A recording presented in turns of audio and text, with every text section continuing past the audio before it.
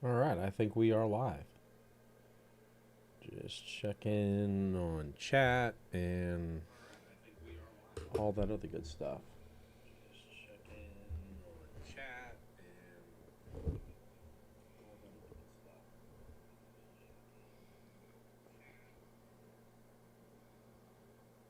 Let's see here.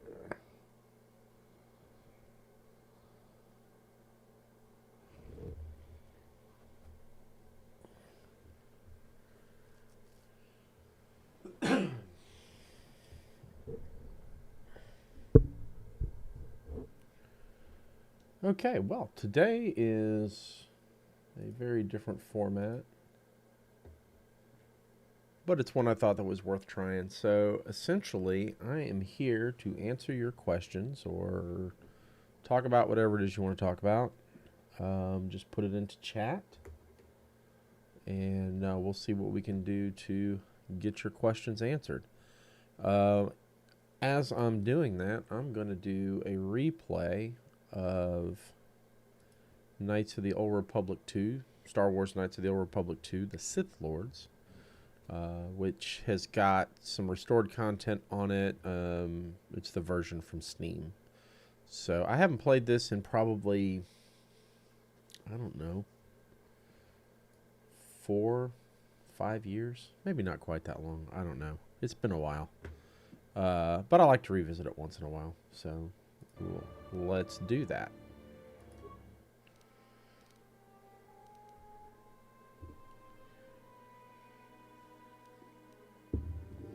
Let's see here. Masters of the Force. Well balanced combat training. I'm in for combat. And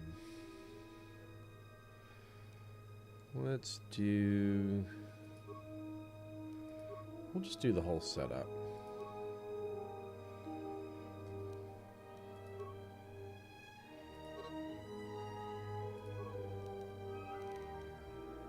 I think we're definitely going to want strength if we're wielding weapons.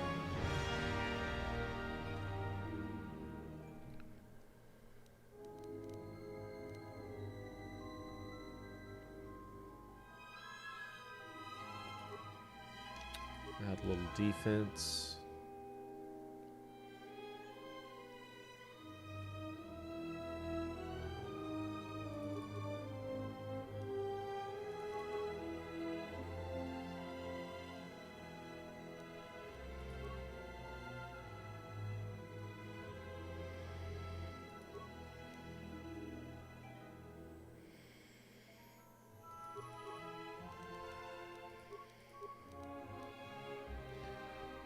Yeah, I think, let's see here.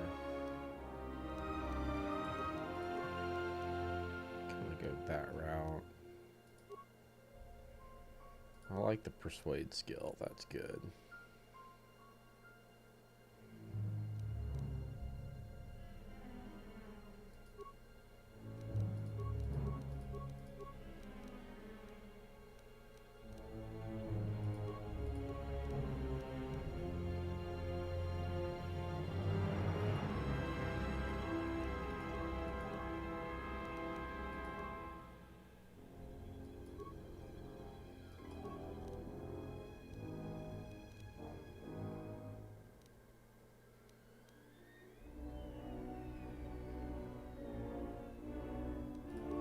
I don't know, that looks pretty good to start off with.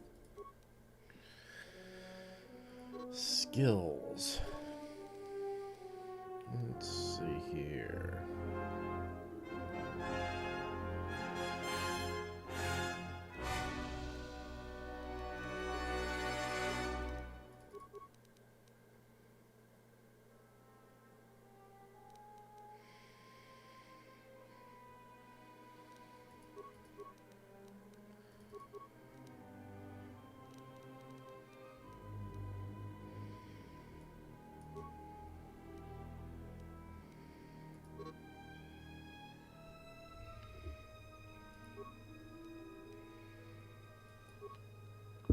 Okay, and we get to pick one more. What do we like?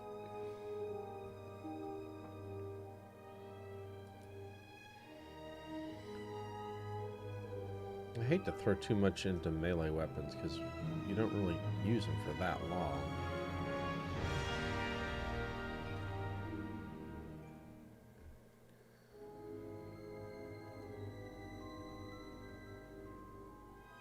What's this? Dueling? I like dueling. Let's try that.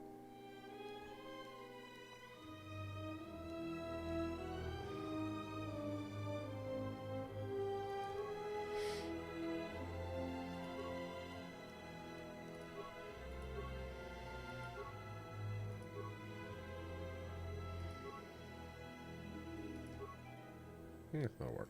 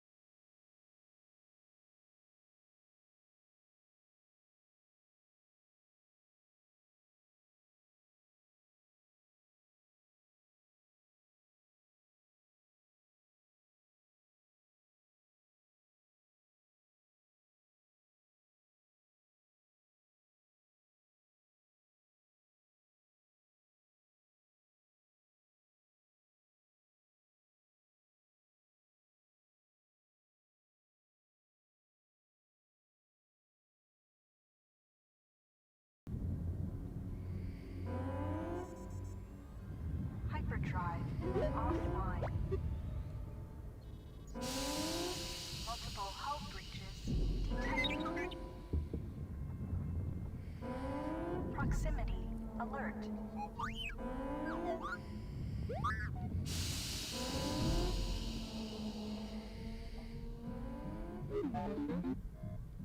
The Ebon Hawk is adrift in space after a terrible battle. Most of its crew are dead or dying. You lie in the medical room in critical condition. You won't survive long without medical attention. The hyperdrive is damaged.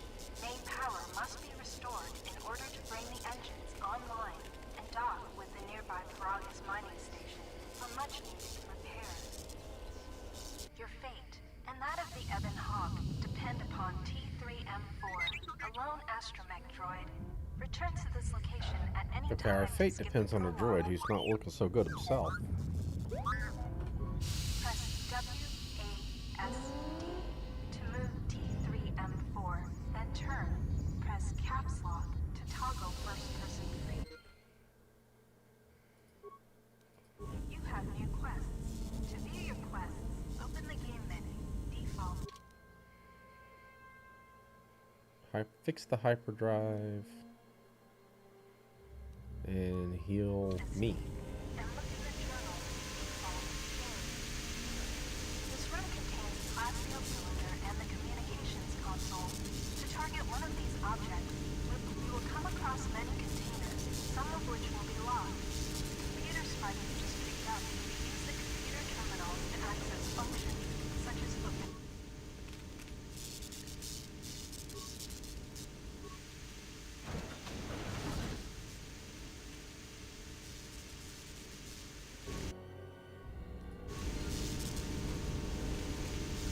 Okay.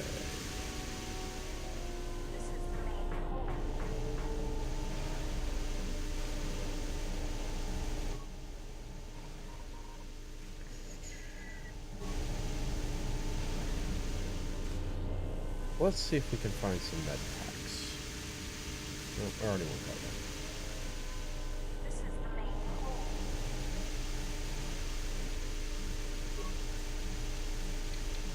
Your security skill is too low to open this.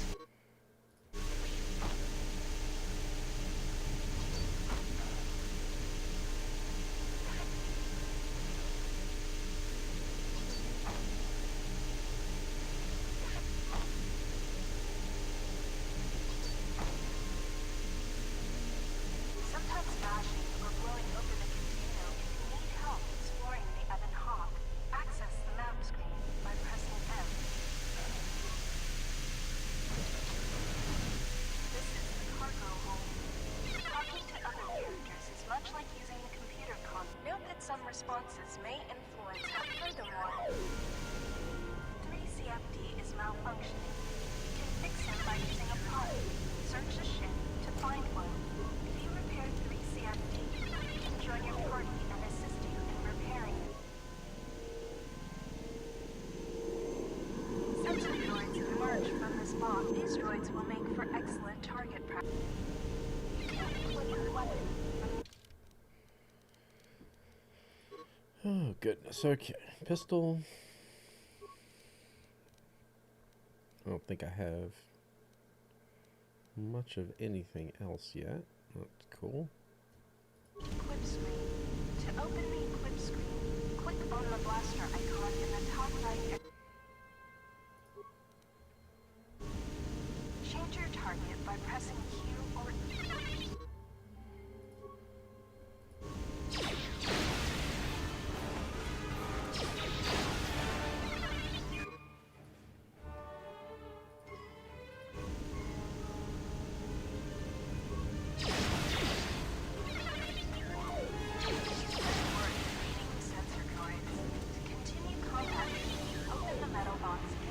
I mean, you know, the ship is in dire straits. Everything's falling apart. Obviously, we should stop and do target practice.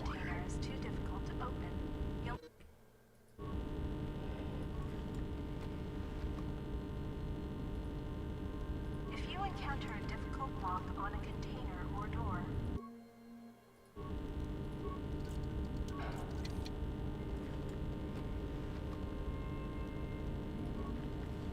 Well, we're accumulating stuff anyway. See if we can fix this dude. Success. You have it. We're good.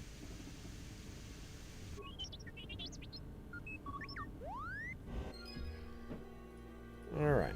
3CFD is now a member of your party. To change which Oh, party there member was a you locker control, there. this is the cargo hold.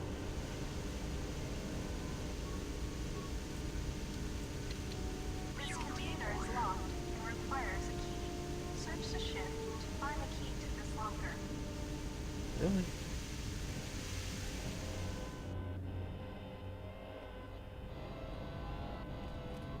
This blast door is magnetically sealed and cannot be opened. This is the main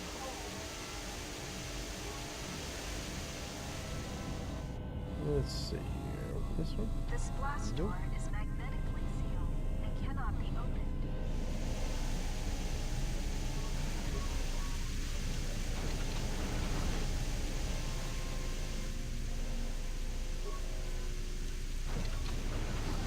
This is the medical. Oh, there I am. Not looking so good, though.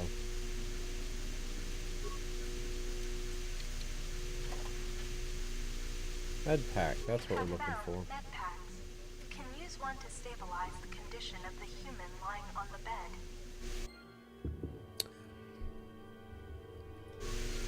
Hey, if you have questions or anything you want to know about P21 or programming in C# or SQL or The just med pack can running a stabilize business your in condition. general, feel free to put it in chat. That's what I'm here for.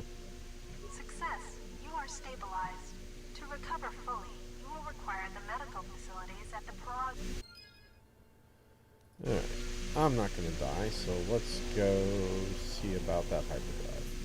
This lift will take you to the outer hull of the Ebon Hawk, where you will find many parts and lines to use for accessing and repairing the hyperdrive. This is the utility lift. You can use this lift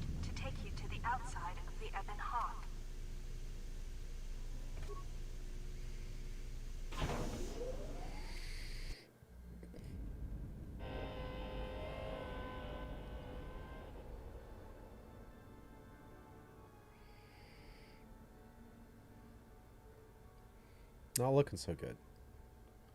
Seems to be a little bit of damage right there on the right rear. I'm sure it'll buff right out though.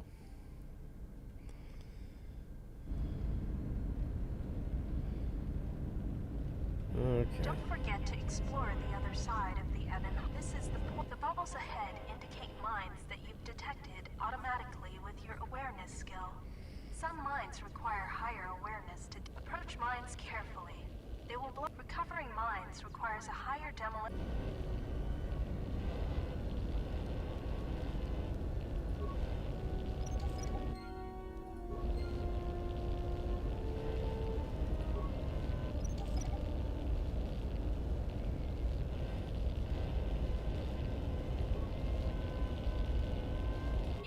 Explosive device in this missile to blow open the engine room door inside the Evan Hawk. Okay. This will give you access to the hyperdrive.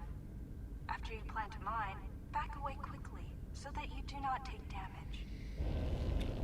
I mean, that makes sense. The ship is in shambles, so obviously we want to set off a mine inside.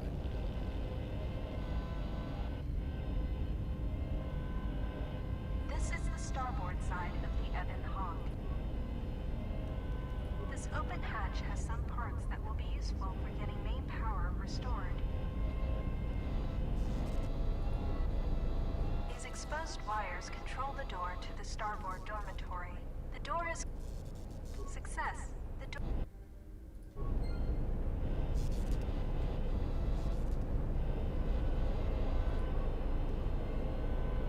Let's get.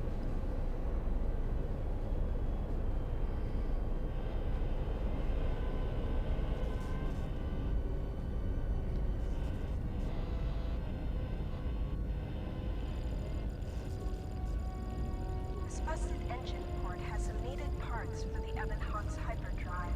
Take the parts here back down below to get main power restored.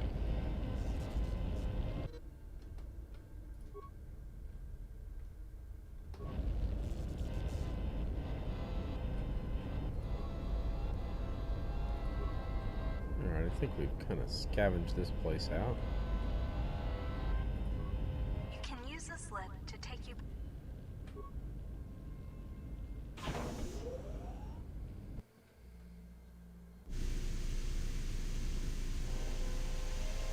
This is the end.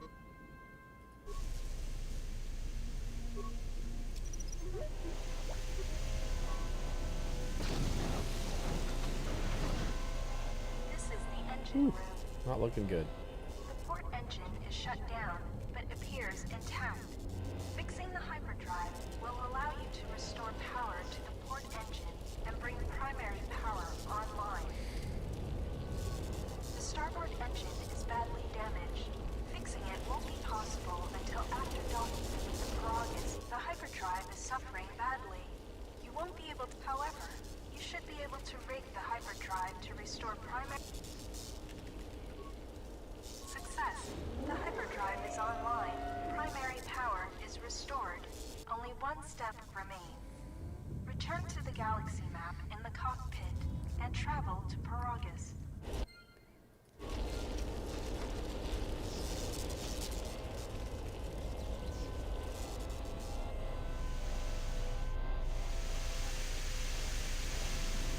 Just see if there's anything else right here of any interest. Door's still not open. This is the cargo hold. We've already been through all this. I'm still interested in this locker. This container is locked and requires a key. Search the ship to find the key to this locker. I thought somewhere in here there were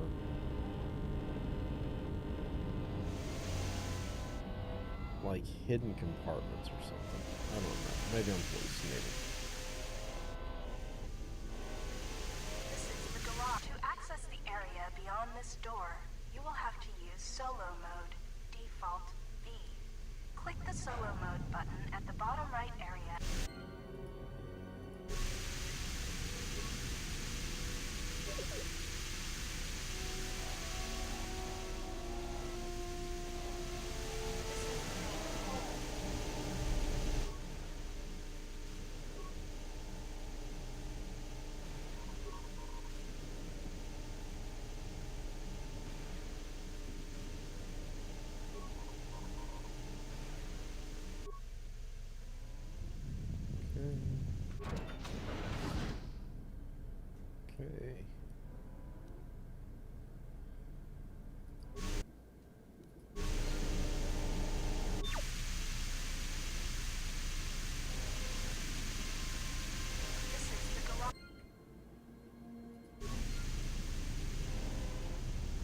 This is kind of a nice view. These sparking wires connect to the trigger mechanism for the inner and outer garage doors. You can open and close the doors from here.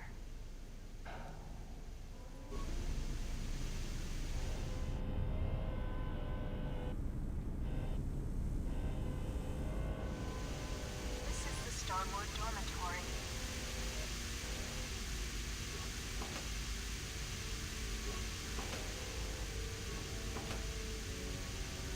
Found a droid flamethrower. This is one of the special weapons the droids can use. To equip it, open the equip screen by clicking on the blaster icon in the top right area of the screen, or press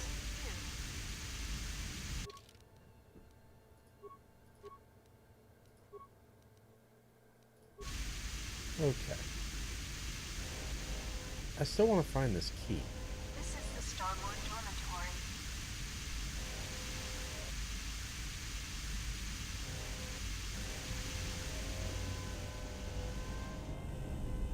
This blast door is magnetically sealed, and when the Ebon Hawk has landed, this is where you will go to exit. This is the garage. This is a workbench. Because of the damage to the Ebon Hawk, use the workbench.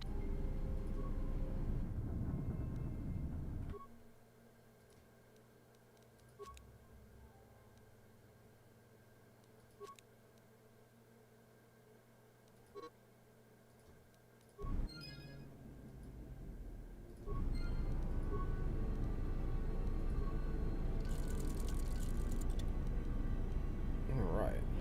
You can use repair kits to heal droids like yourself. To use a repair kit, click on the repair kit on the bottom of the suit to access the area.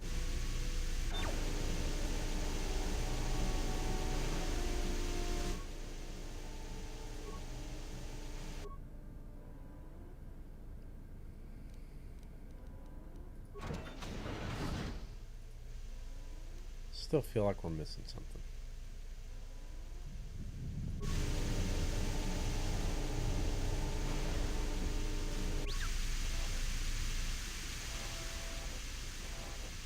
This is the engine room. Engine room, I think we've pretty well explored out. This is the medical room. You have already been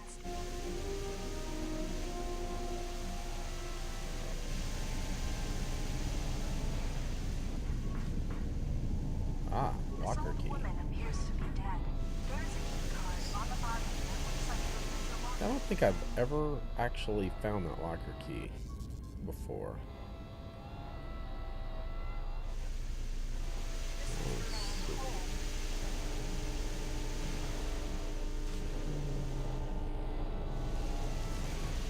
You can hear a banging noise coming from the other side of the door to this storage compartment. No, wrong one. This is the main hole. Let's see.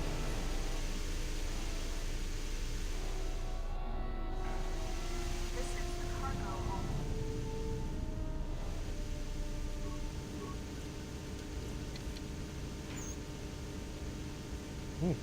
Use the key card you found to open the locker.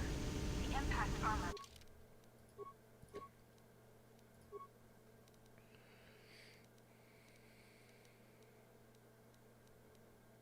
And this locker can be equipped on the equip screen. To open the equip screen, click on the blaster icon in the top right area of the screen, or press U.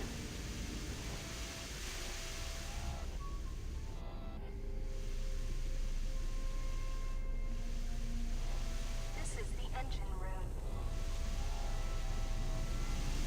This is the main hole. Okay.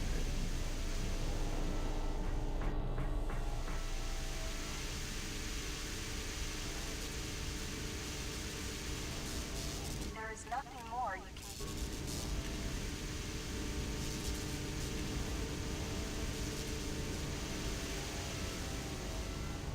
This is the cockpit.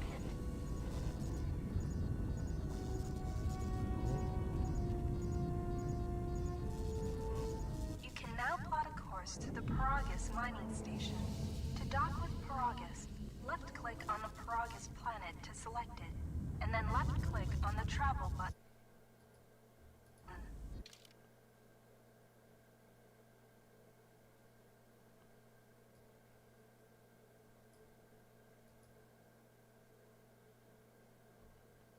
Let's see here. What is getting a suggestion? I don't know if it's about stream quality or what.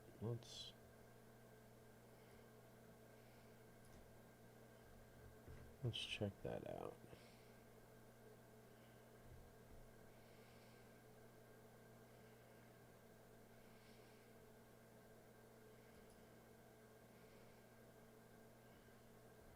Stream bitrate. Okay, well, as long as everything's holding up, I'm not really that worried about it.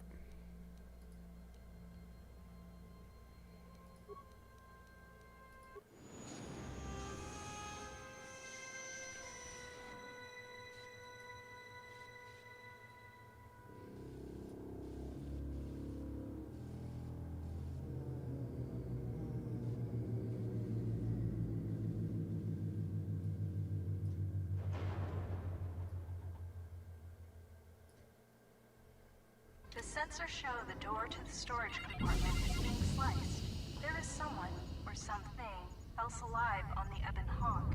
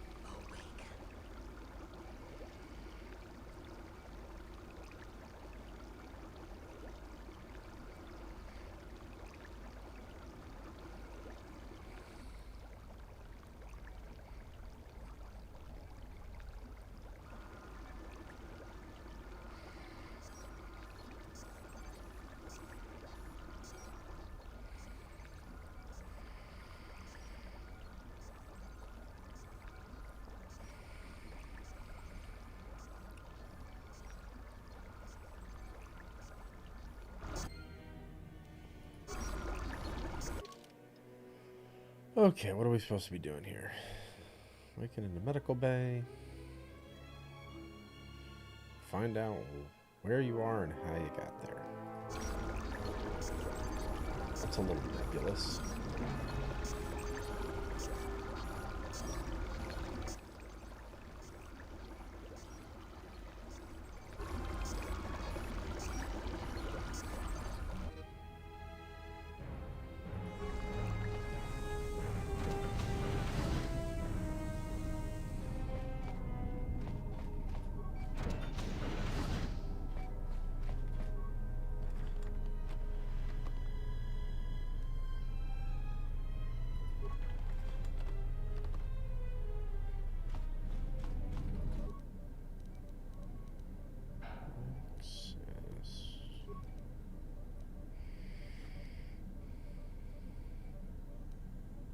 Still examining the survivors of the damaged freighter.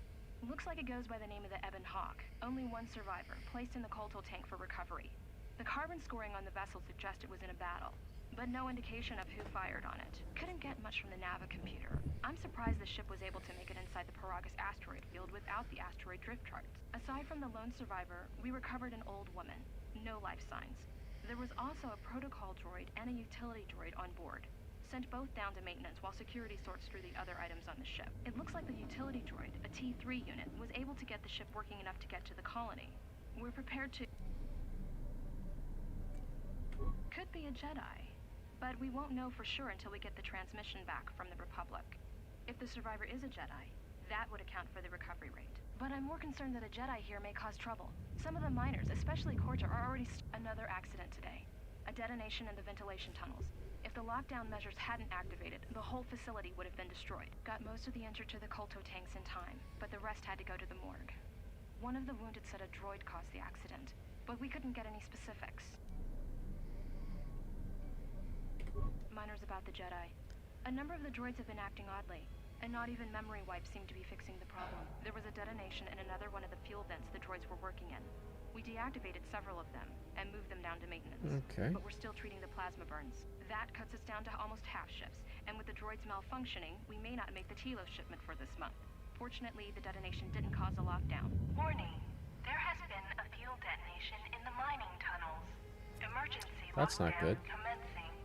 All personnel report to quarters and prepare for emergency venting countermeasures. No! If the ventilation systems are malfunctioning, evacuate the medical bay. Everyone evacuate. Okay. Well, that probably didn't end well. Let's see. Patient life signs. Alright, those 4 guys are dead. That's great. Medical bay functions. Let's go. Unlock. And unlock. And medical inventory. Okay.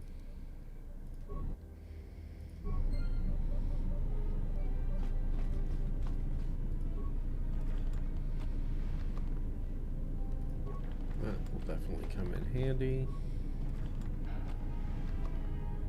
Chemicals. Well, let's turn them into health packs.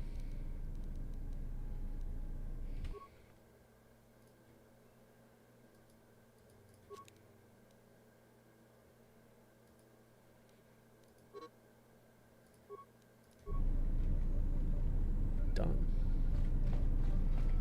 That was empty.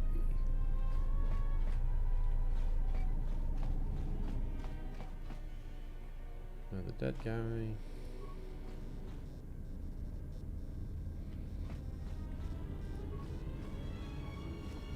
Plasma torch. Hey, I like it.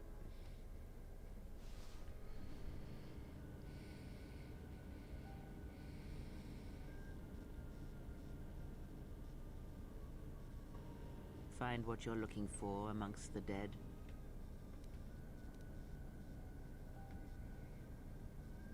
Yes, I had hoped as much. I slept here too long and could not awaken. It may be I reached out unconsciously, and your mind must have been... Tell you, for a one. game as old as this is, I think it really holds up well. Just sit dead. Close to death. Yes, closer than I'd like. You have the smell of the Colto tank about you. How do you feel? I am Kreia, and I am your rescuer, as you are mine. Tell me, do you recall what happened? Oh, let's see here. So I guess I gotta start thinking about Your ship whether I'm was gonna be a attacked. nice You guy were the or only not so nice survivor. guy. A result of your I think I'm gonna Jedi stick with training, nice no guy. doubt.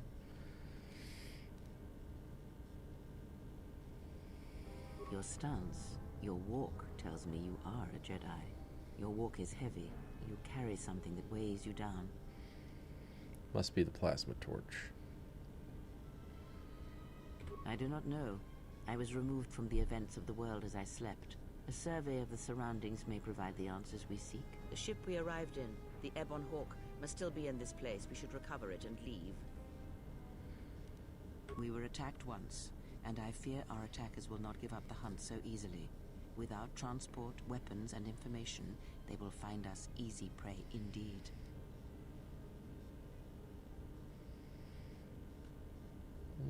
Even as I slept, I felt much unrest here.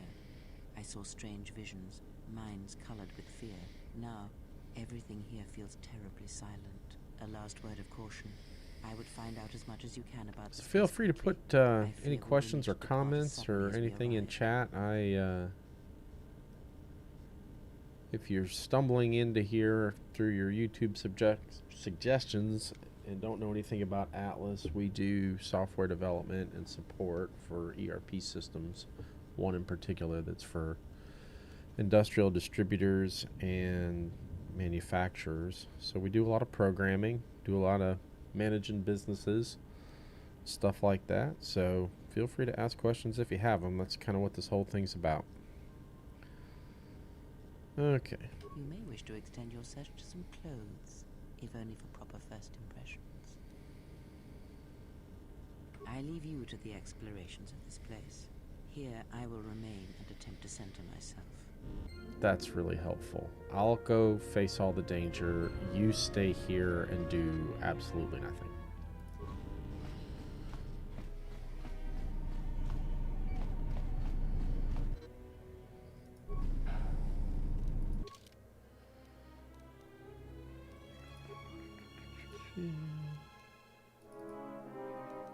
Plasma torch.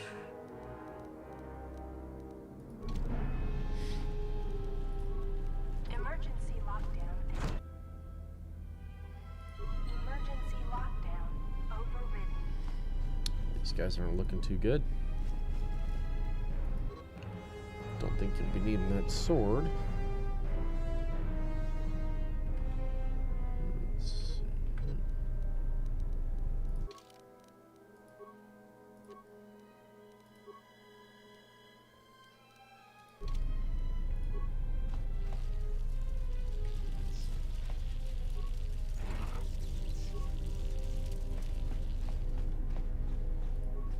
Emergency lockdown is in effect. Yeah, couldn't be that easy. Sealed to contain the explosion. Whoa.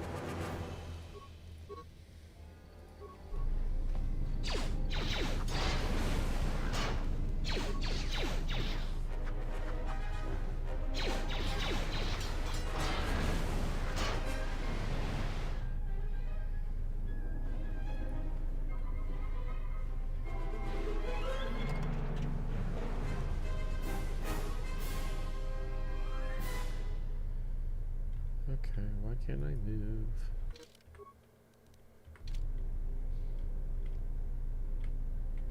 Seriously, why can't I move?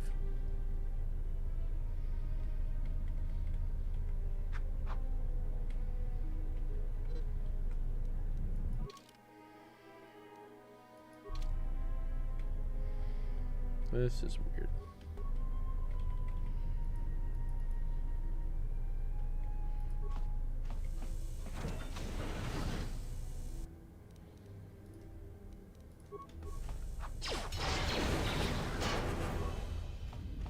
Still can't really move.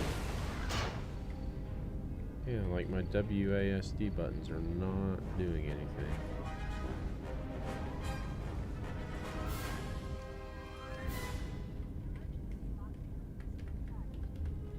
Huh. Well,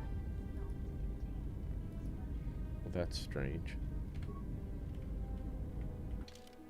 Let's see.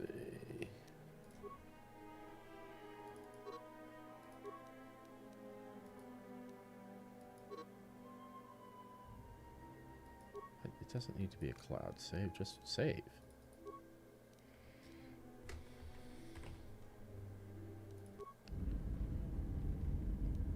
Okay. Nope.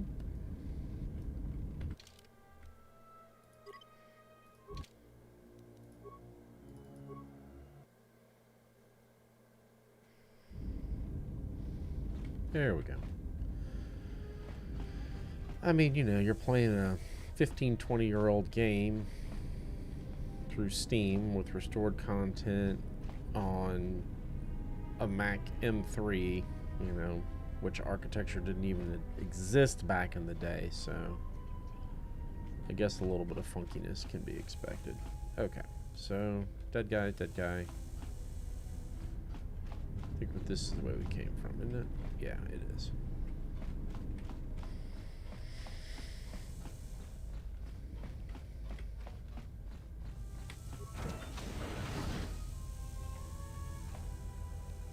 Or is it? Emergency hatch.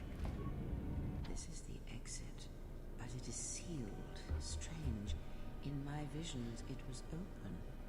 That was absolutely unhelpful.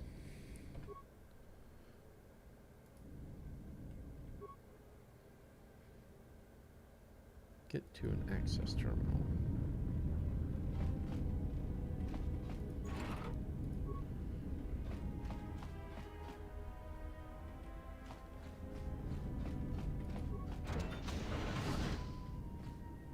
Boy, these guys are not looking well. Thank you for the security tunneler.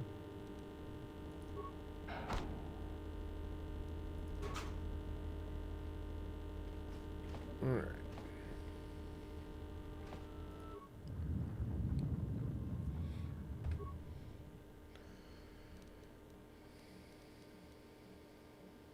I installed an override switch to shut down any droids on this level, just in case someone locks me out of the administration console. As added insurance, I tied the override switch into the circuit to the holding cell door. It'll make sure it can only be opened if all droids in the level are shut down. I doubt Corda or any of his men have the skill to pull off something like this, but I'm not taking any chances while we're sitting in the middle of this asteroid minefield. Whoever's responsible won't be able to have the droids rescue him after I lock him up. Nothing will cut through that door. He'll be trapped. Alrighty. I secured the stealth field generator inside one of the footlockers in the security storage room. If I have the specs right, the interface field should be effective against the droid's sensors.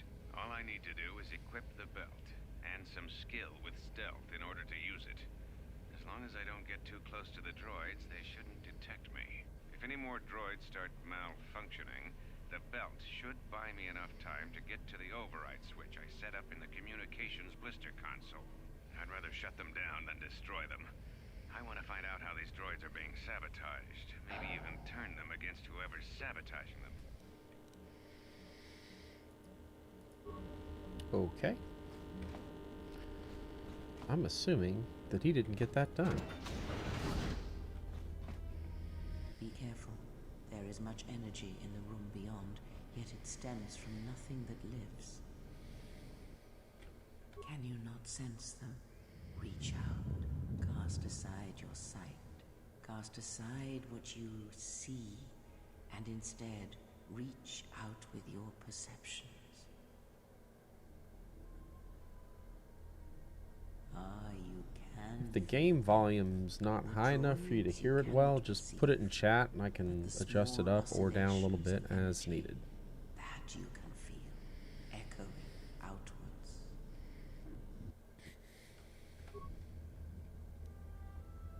Let's see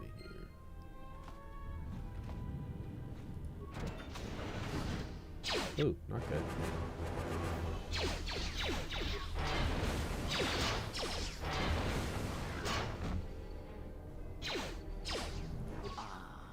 You hear. It is the Force, you feel. It has not been so long as for you to forget. Do not turn away from it. Listen. Feel it echoing within you. Come. Okay. I shall guide you down the familiar paths. You will need it if we are to survive. And Well, that's escape good. She's going to this guide place. us from the safety of her medical bay.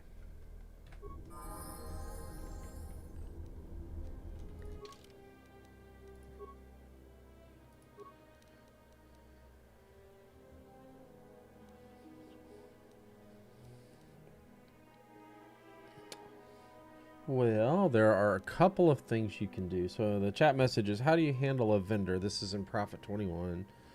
That has a minimum amount to order but only has a few items. Okay, so there's a couple of things I'm going to look at here. Number one, how long between review cycles? So if I'm looking at this once a week, then I would look at those few items and say, what is the danger of not ordering these few items? Can it wait another week?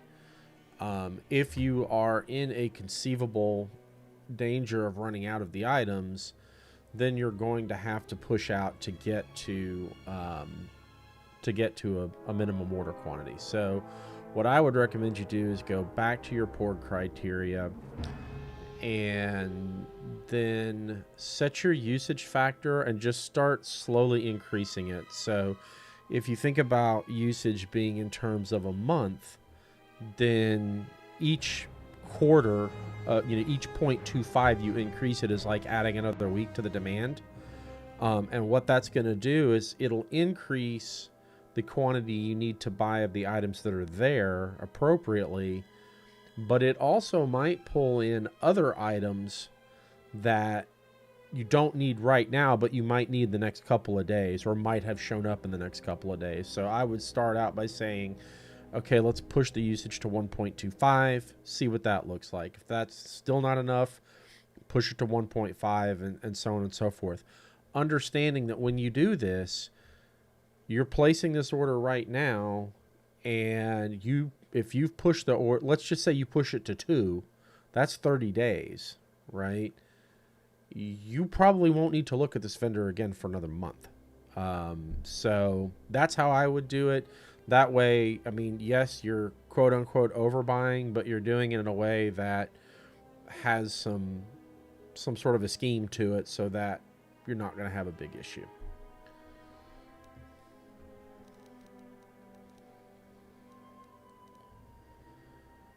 Let's see. I'm sticking with treat injury. I don't like getting beat up.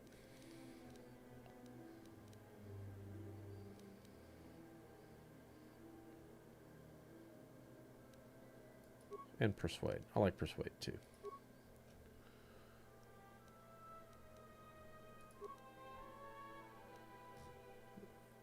Okay. Let's see. We're going to take a break for just 1 second. I will be right back.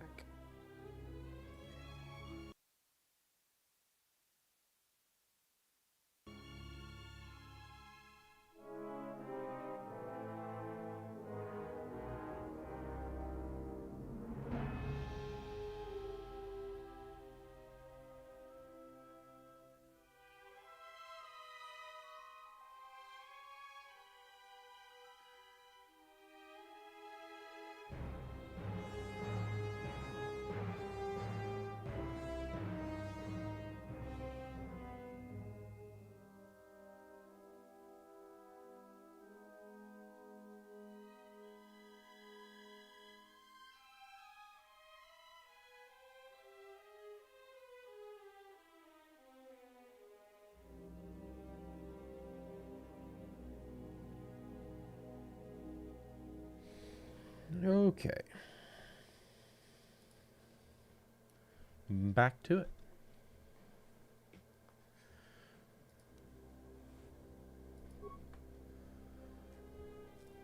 So, let's see here. Feats again.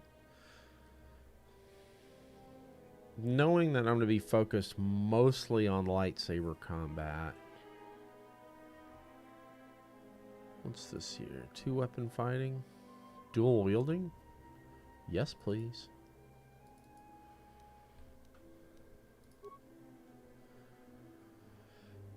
Okay. Ooh, what powers do we want?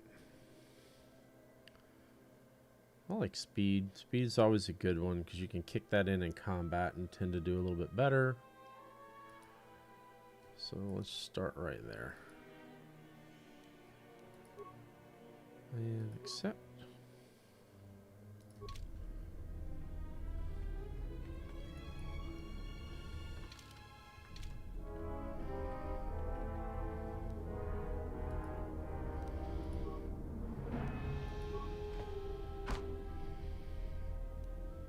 Stealth field generator, like it. Not sure I can actually use it.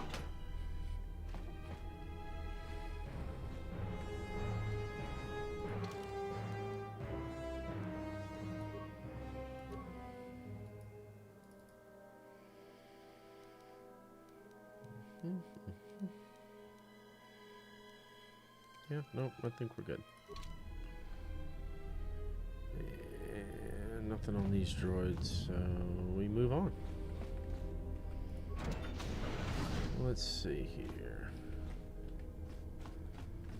Well, welcome to the live stream. So, again, any questions about programming, P21, running a business, career advice in general, whatever it may be, feel free to ask it. That's what I'm here for today.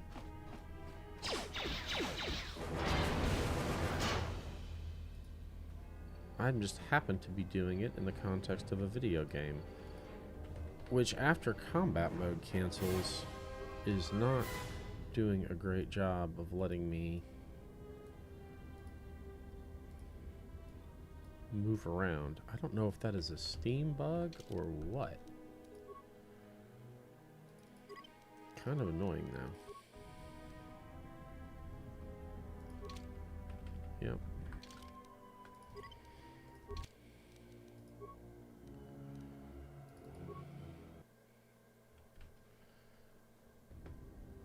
Again, I'm sure it has nothing to do with a 20-year-old game.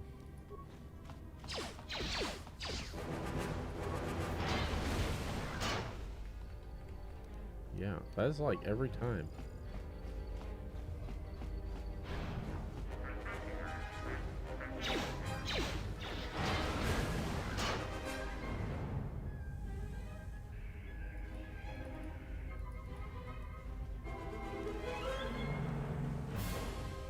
There's gotta be a way to get this thing back to being playable.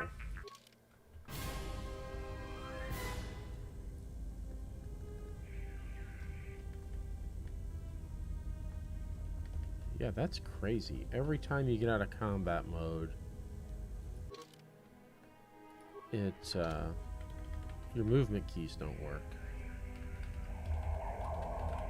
I was trying to see if there's a way that I could kind of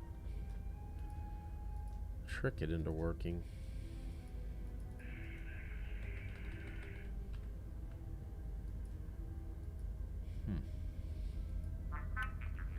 Not cool. Oh, wait, there it went. No idea what I did.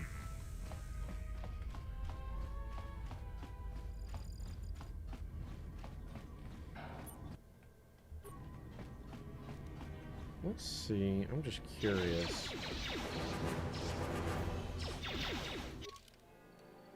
If we go to ranged.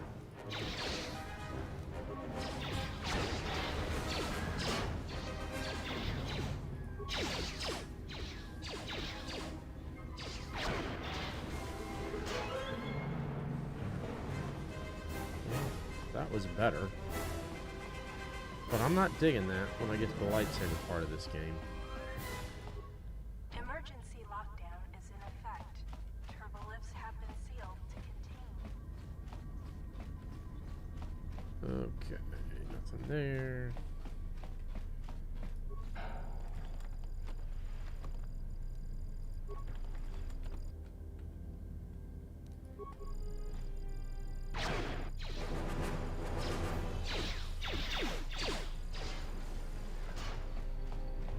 Well, it seems to work a little better with range combat. Maybe I should have been a force user instead.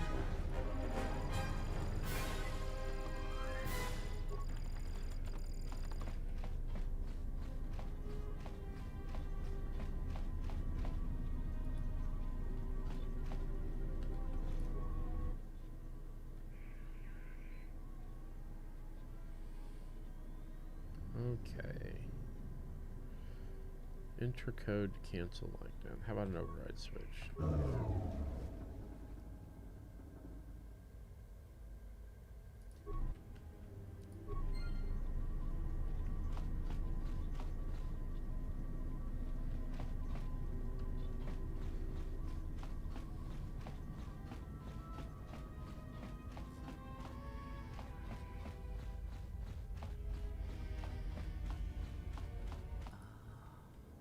Beyond this door, someone yet lives.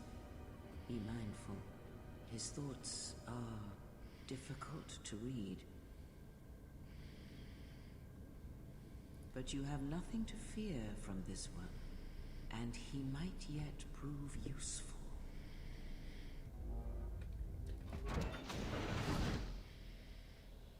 Nice outfit. What, you miners change regulation uniform while I've been in here? Atten Rand. Excuse me if I don't shake hands. The field only causes mild electrical burns. Security claimed I violated some trumped-up regulation or another. Take it up with them if you want. But they stopped listening to me shortly before they stopped feeding me. Now that's criminal. Okay. Oh, you mean you didn't come here on purpose? I'm shocked. I really am. This slice of paradise is the Paragus mining facility, the only supplier of shipping-grade engine fuel to this corner of the galaxy. Paragus fuel plays havoc with engines, but it gets the job done. As long as you don't mind the toxic byproducts and trying to mine it without blowing yourself up. Yeah, this asteroid belt is one giant minefield. One proton torpedo, even a stray blaster shot, can start an explosion that'll make the one that shattered Paragus 2 look like a kid's pop detonator. Well, that's not good.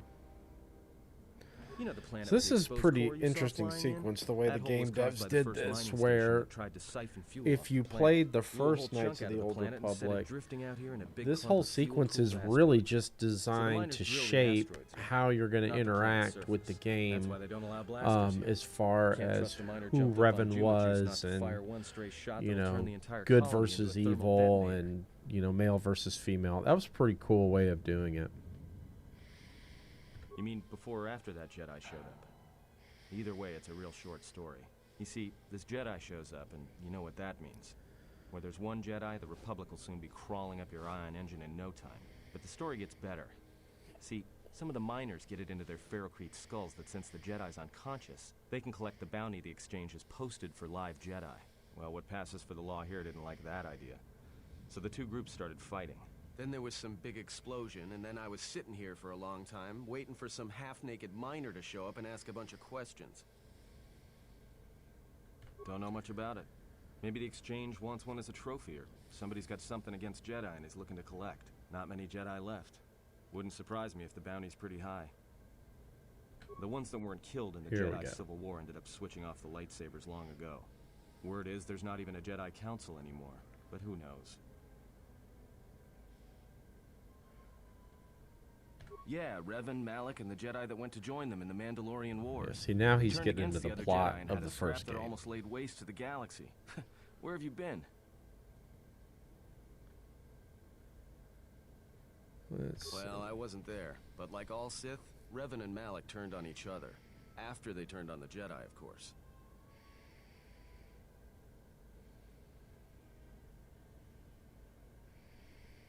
I guess. There's rumors all over space about it. All I heard was Revan returned to pay Malak back for trying to kill her in the first place. You know women. Maybe you're right. Maybe I just hoped Revan was a woman.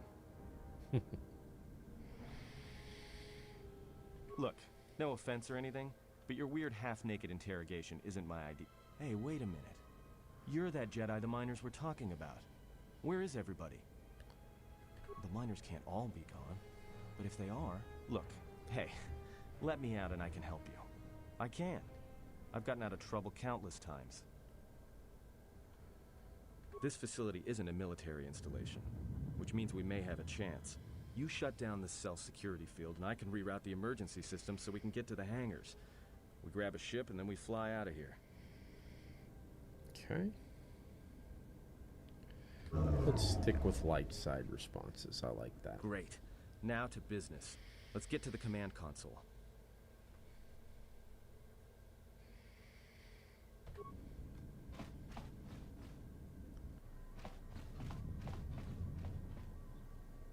Alright, here we are.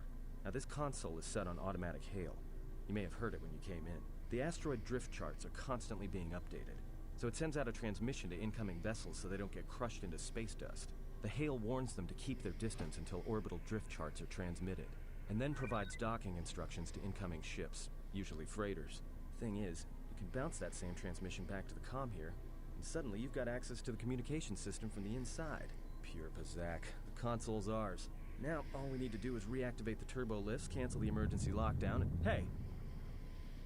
This system's been severed from the main hub, after it was locked down from remote. You can't even reroute the system, it's been cut clean. No, someone tried to lock down this whole level tight, and leave us here, trapped. I doubt it. All we have is communications back. For all the good trying to shout in a vacuum will do us. We could try. But if the miners were trying to trap you up here and probably kill you, why not call them and chat? I don't think a friendly call is going to wake them up.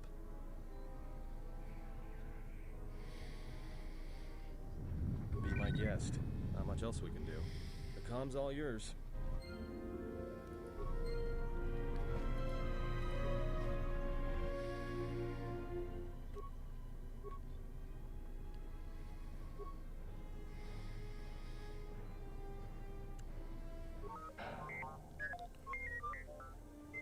Hey, we found our droid.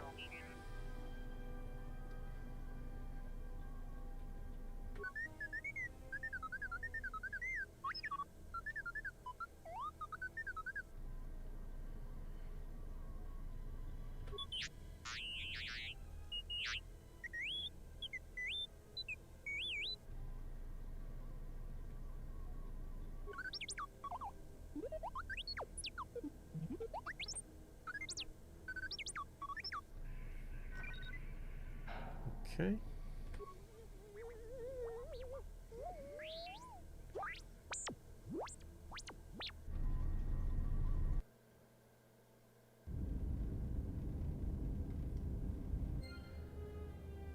Alright, what are we supposed to be doing now?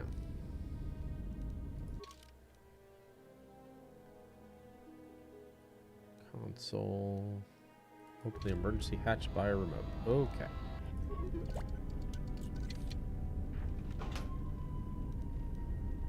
Weapons. Guess we better see what we can do to arm up. Mining laser. Neural pacifier. Optimized interface. Yeah, I think we're good.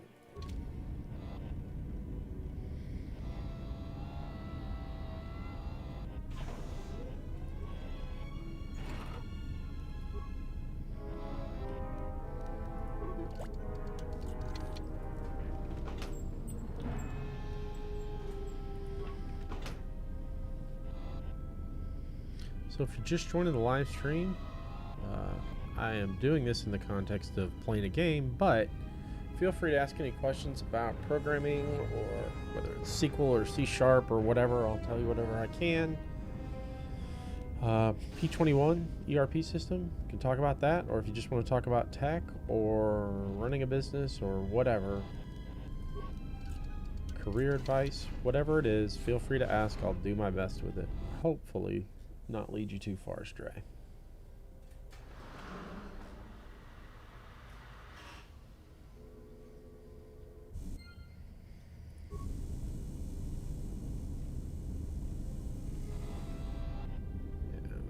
Let's make sure we got everything out of here.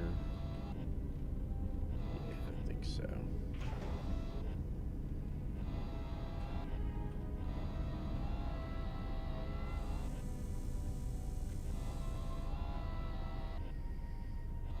Containers there.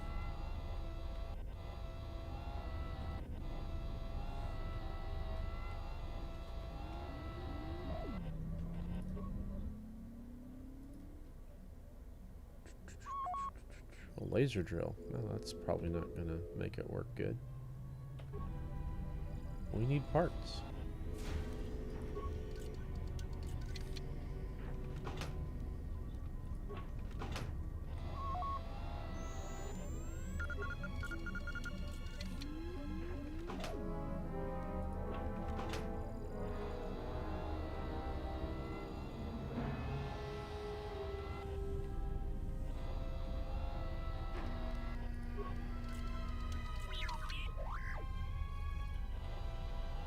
Override it from a console.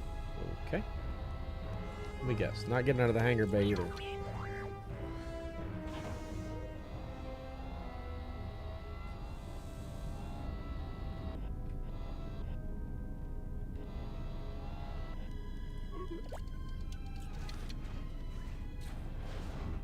Yeah.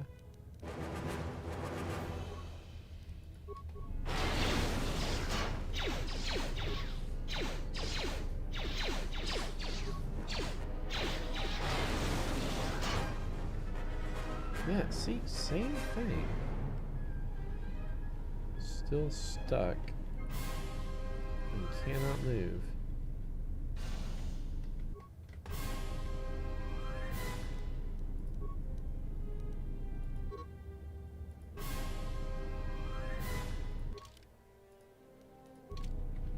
There's got to be a trick to it.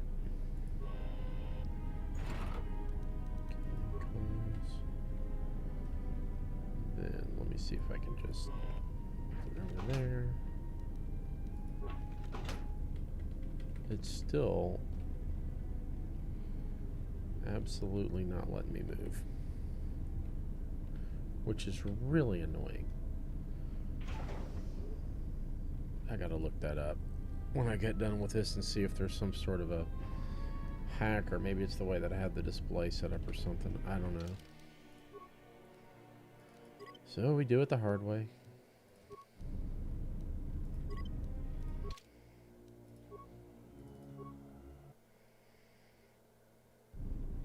Fortunately, it doesn't take that long to reload, but it's still really annoying.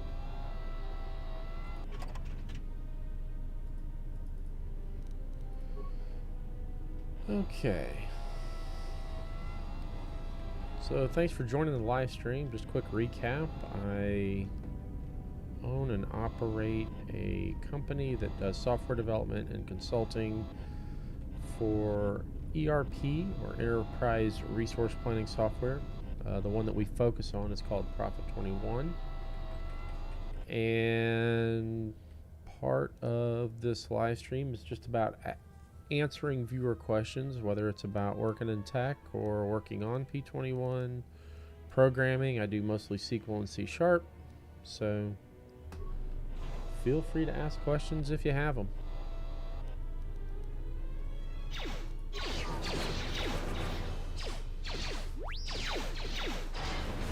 Doing a replay of Star Wars Knights of the Old Republic 2, The Sith Lords. I haven't played it in probably 5 or 6 years. And I always enjoyed playing it in the past. The only annoyance that I have right now is about every time I come out of combat mode, my movement keys don't work. And I've been trying to find an easy way to hack around that problem. And then, yeah, like after a few seconds, sometimes it'll just loosen right back up and it'll be fine. It's very strange.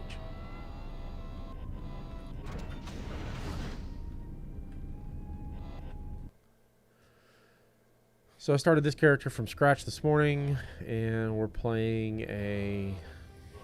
currently playing a utility droid, but our main character is a Jedi Guardian.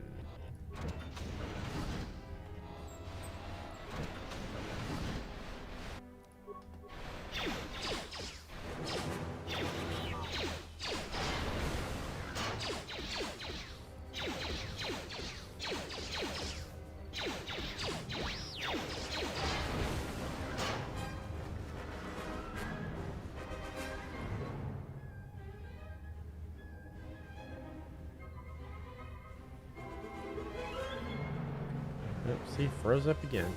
Give it a second to see if it'll... Oh, wait, I can mosey over here to this droid.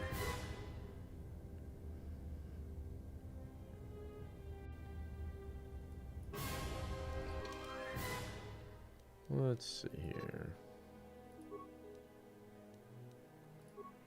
Let's take the Ion Striker.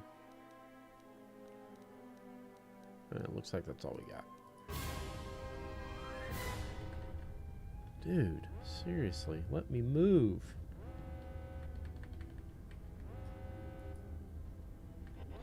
There we go.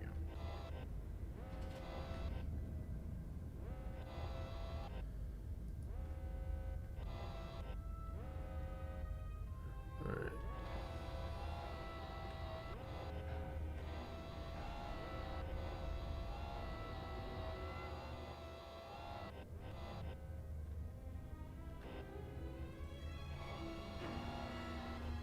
Back to the hangar bay. Let's see what happens. Nothing good.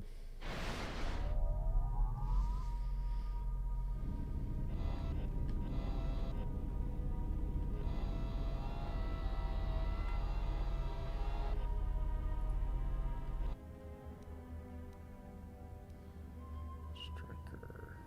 Let's go with the Ion Striker. That did absolutely nothing.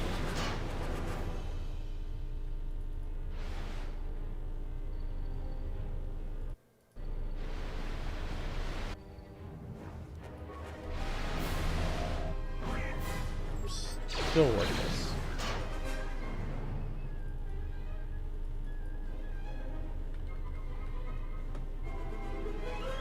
Come on, let me go.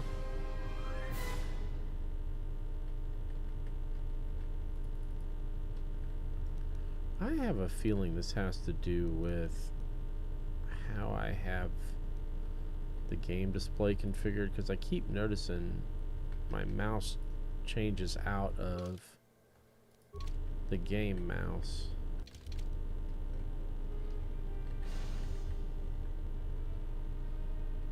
So let's take just a quick second and see if that will actually fix it. Okay, so let's get out of this. And I don't think I can set that option from here. That's fine. That's...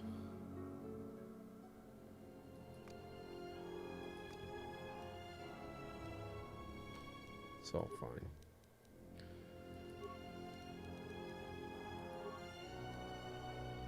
Quit. And then let's get back in after we change the config. I can't remember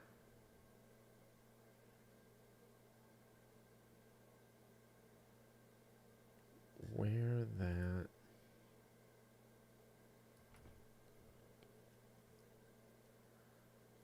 that setting is.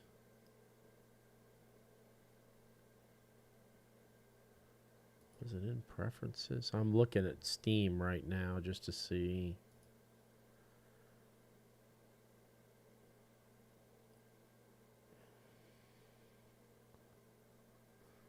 I thought I changed a setting earlier, and I really thought it was in the Steam main panel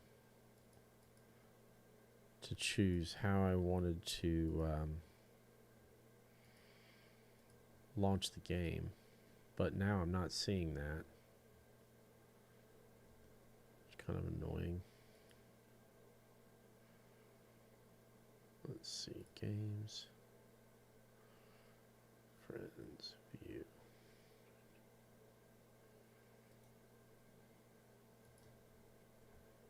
We'll try it again and see. Oh, maybe it was under options. Game settings, full screen, play. Let's try that.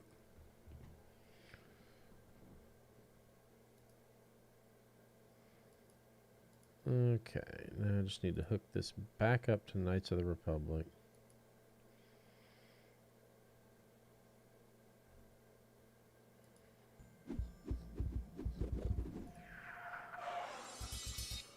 Okay.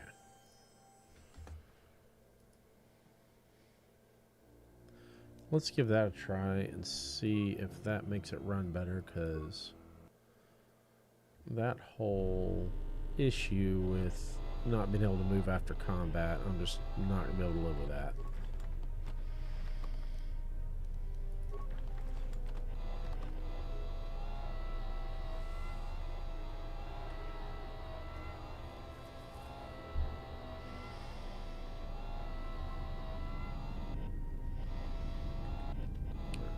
So presumably we'll be able to fix whatever we need to fix up here now.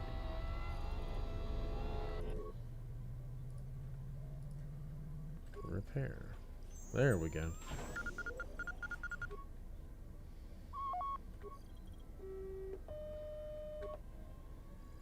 Conduit removed, okay.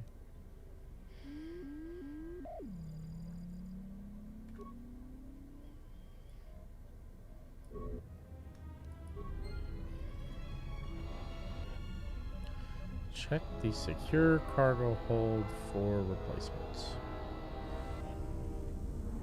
Where the heck is the secure cargo hold?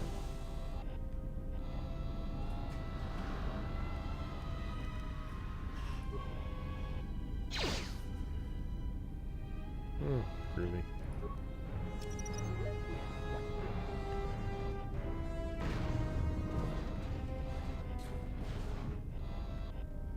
Oh, hey, he's familiar.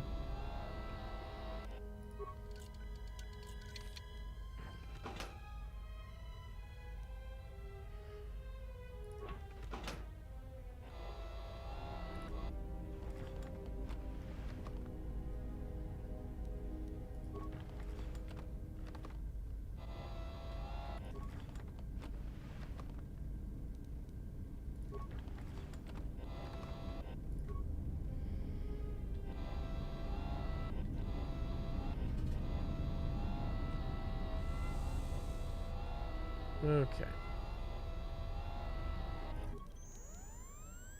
Let's try fuel depot again.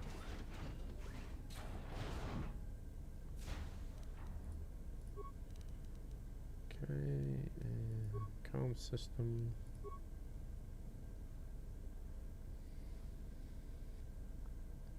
Inoperative. Well, that's probably not gonna help at all then. Off the fuel depot. Yeah, great.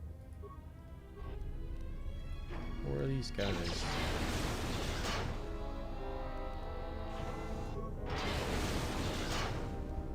Shock arm is incredibly effective.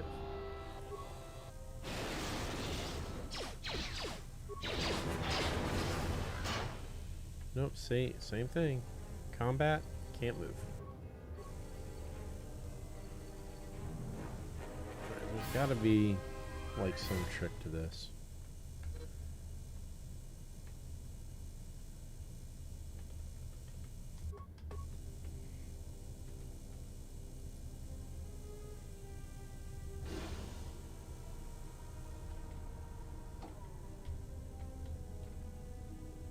Oh, this is, like, super annoying.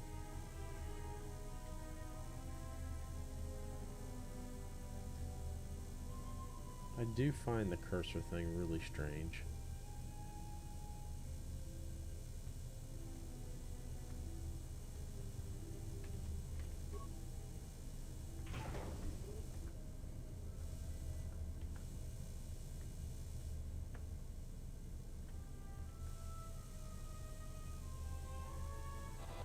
There we go. It's like it just, after a little bit, it'll let you go ahead and move on.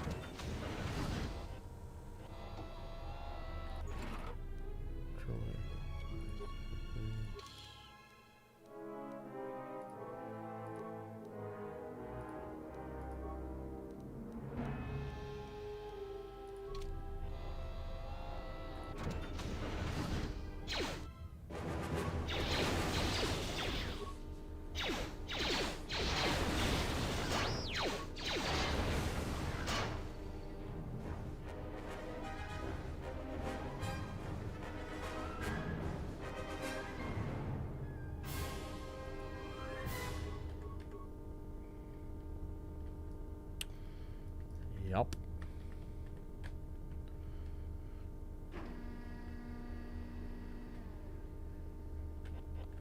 And there it goes. Weird.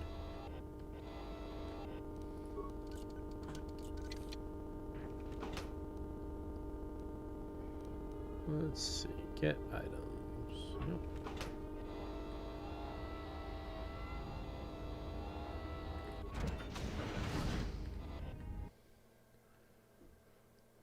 Into the fuel depot.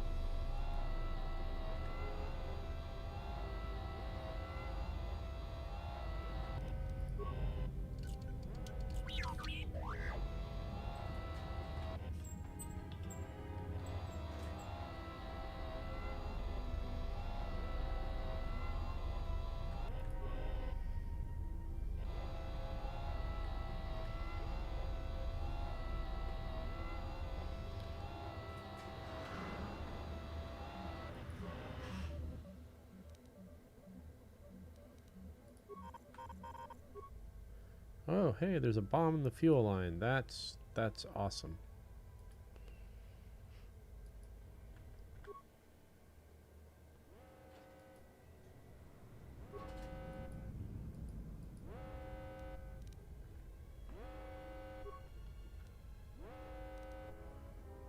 Let's see here.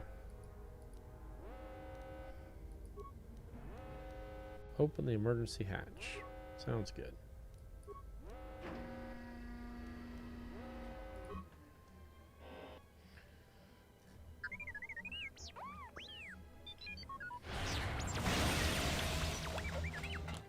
That seemed unnecessarily harsh.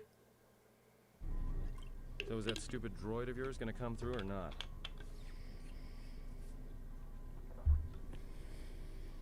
Well, I'm beginning to think I was a little better off in my...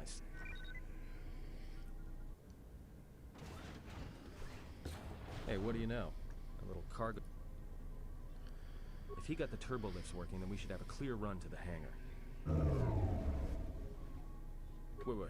Don't tell me you're taking that hatch down into the mining tunnels. Yeah. Are you? That explosion I heard came from below. There's probably nothing down there except superheated rock and collapsed blast tunnels. You'd be an idiot to go down there. You're either really brave or really crazy, or both. Alright, I'll try to monitor things from up here. And be careful. The only thing moving down there is likely to be mining droids, so don't be playing hero too hard.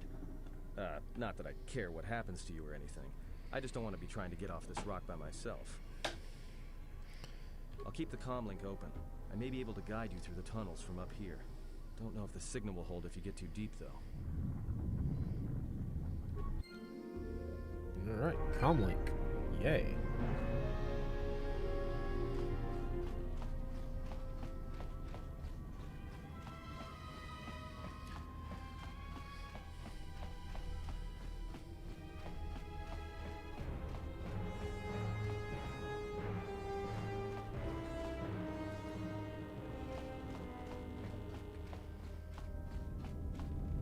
There we go. Open hatch.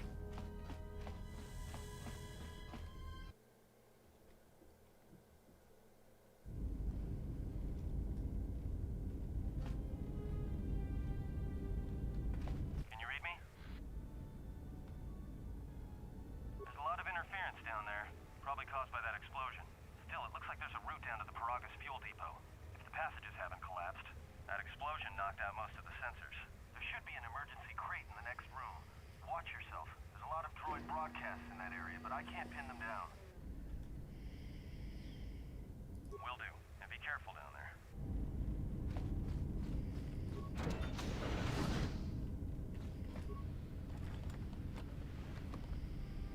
Oh, hey, an outfit. Finally. Find the emergency supplies? About time. The whole half-naked Jedi thing was wearing a little thin. But there may be some survey gear and a safety harness inside the crate, too. The miners wear them when staking claims on the asteroids. The survey gear is designed to spot and protect you against sonic mines. And the safety harness can be helpful if you try to disarm them. Yeah, it's like a military-issue energy shield, except it's designed to protect the miners against lasers and heat. Should work against the droid mining lasers. It won't last forever, and certainly not against multiple laser hits. But it may buy you some time if you get ambushed by a battalion of droids. Good to know.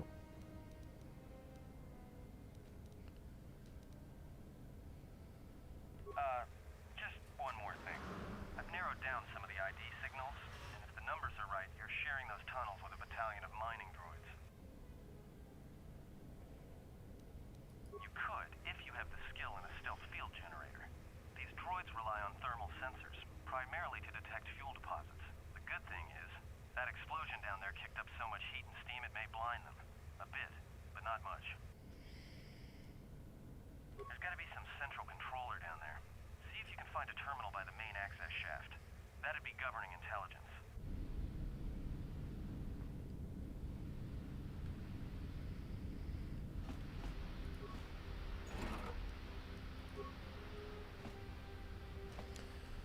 Well, before we go running in there, let's get the miner uniform, the survey gear. What do the nullifiers do?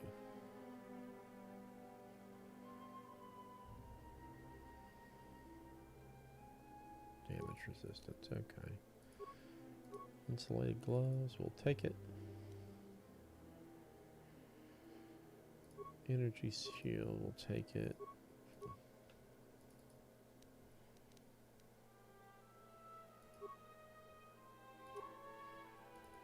Let's do the safety harness for now. I don't think I have stealth. Let's see. I'm almost sure I don't have stealth. Yeah, no stealth. So let's go with the safety harness.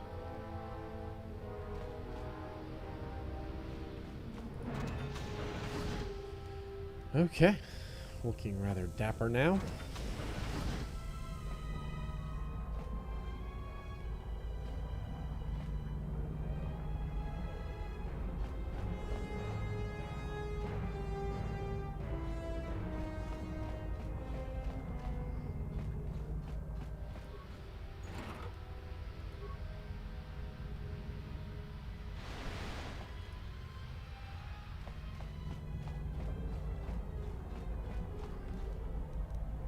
Watch where you We step. can recover. Picking up a lot of sonic mines down there.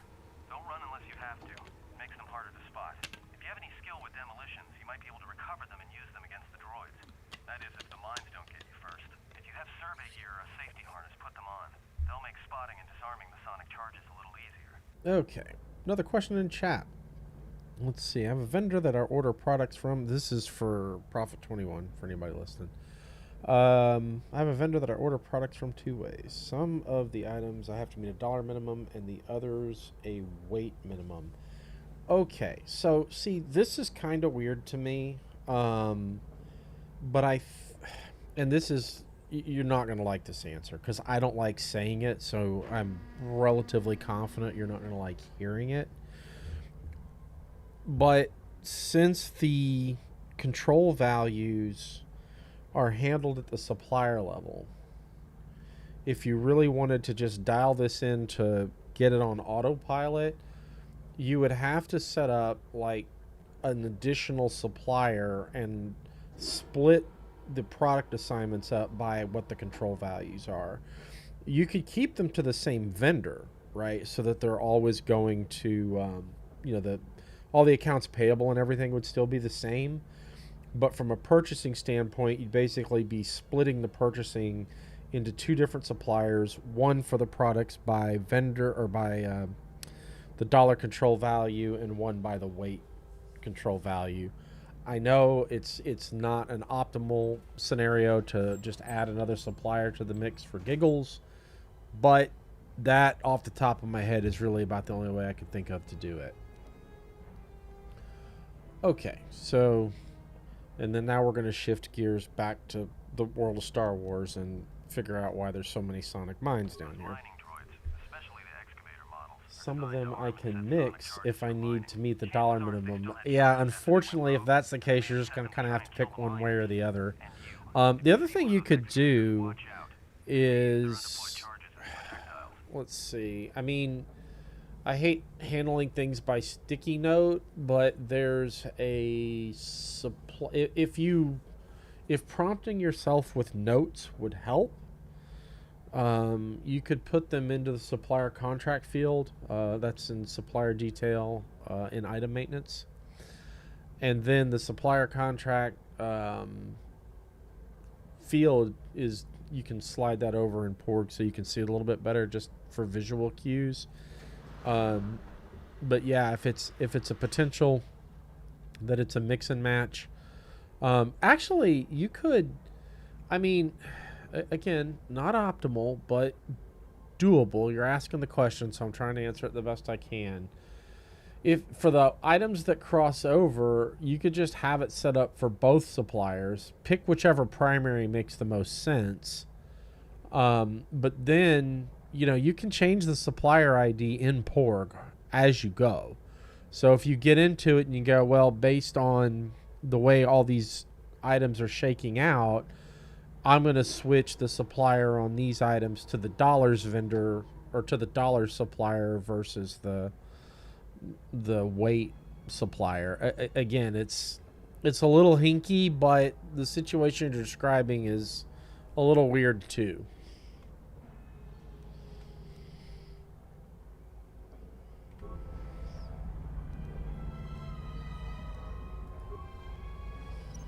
Let's hope this mine doesn't explode in my face.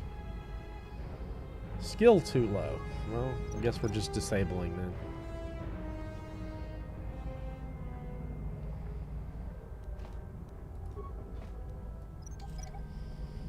They're good questions, though. I mean, that's definitely a little bit of unique complexity.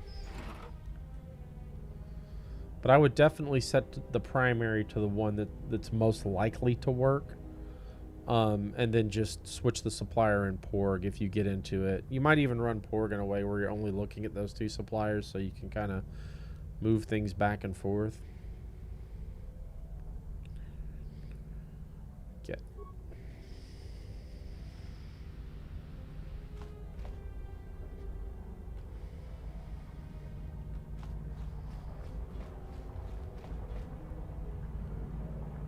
Okay, I think this is the way we came. Yeah, this is the way we came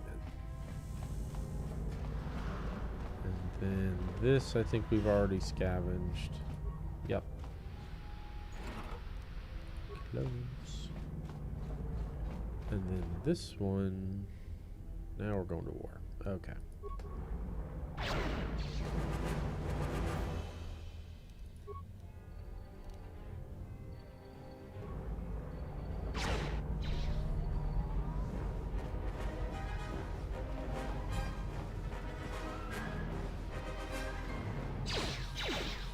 Ooh.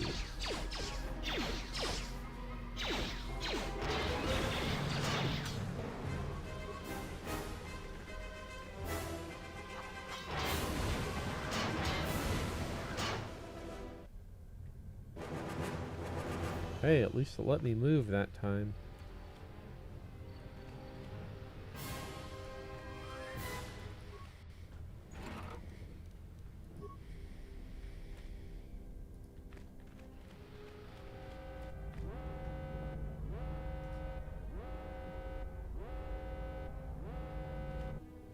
Okay. Mining droid. Wow, that's a lot of mining droids.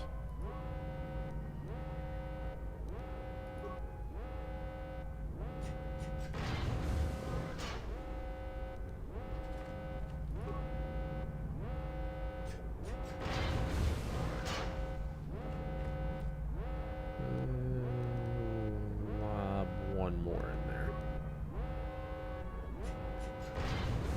That'll kind of even the odds up a touch. Doesn't look like there's anything over here.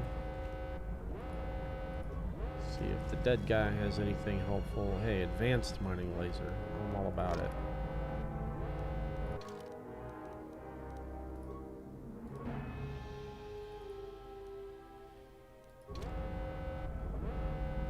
Doubles as a makeshift blaster rifle. Well, who wouldn't want one of those?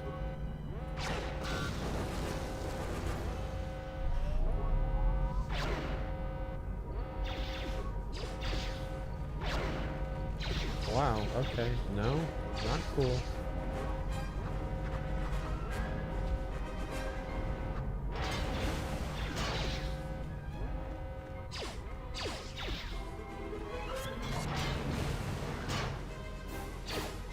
Good safety tip. They have shields. Don't try to shoot them.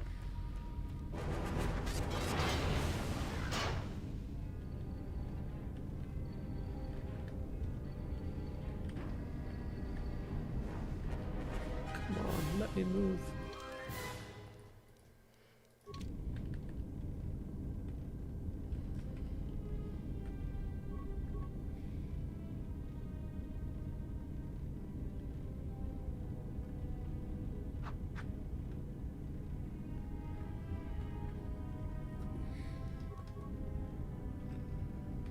Let me move.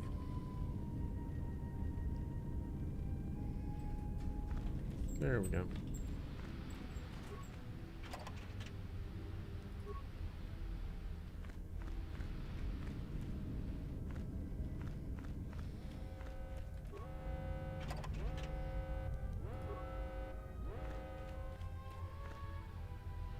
Just stay away from the steam. That doesn't look good. That looks especially bad. So let's crank up energy shield. Hey, watch out. That explosion is... If you can find a mining energy shield, switch it on. It should protect you. Oh, mining energy You can handle shield. yourself fine. I'm just looking out for my own skin.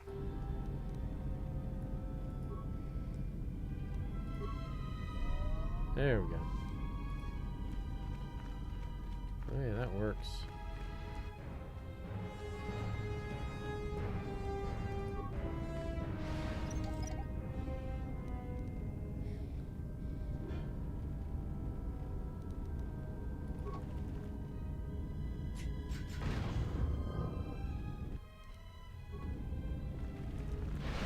Well, that got his attention.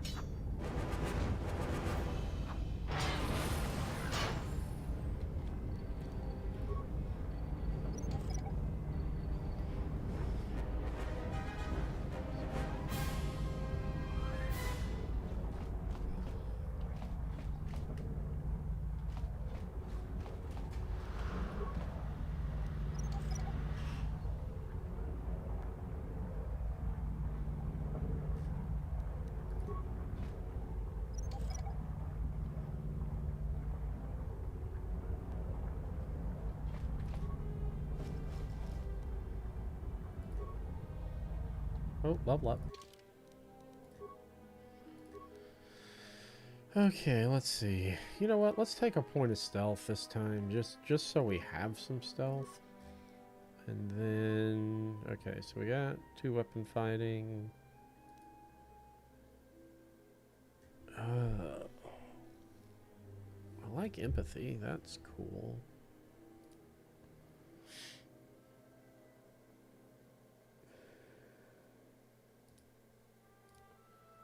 I don't really care about that.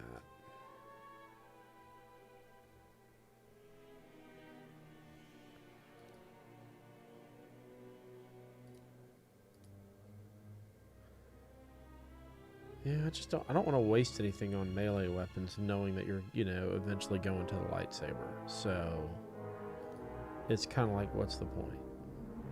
I like the toughness one though. Extra health points is always a good thing. Okay, powers.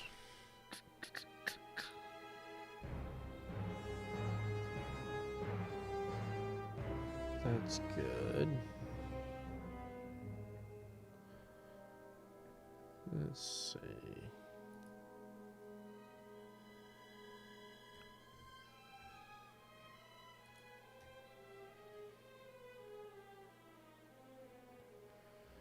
Oh, let's go ahead and get the Jedi Mind Trick. Why not?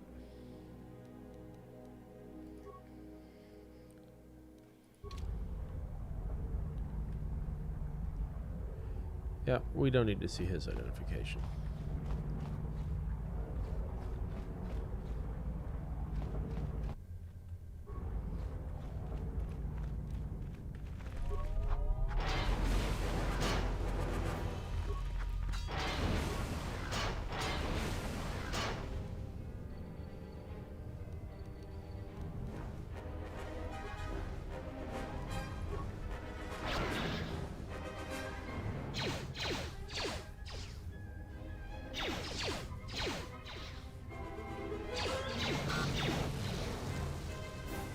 Let the record show I am not a good shot.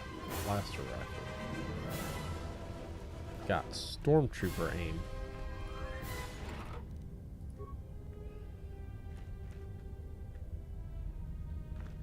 Okay.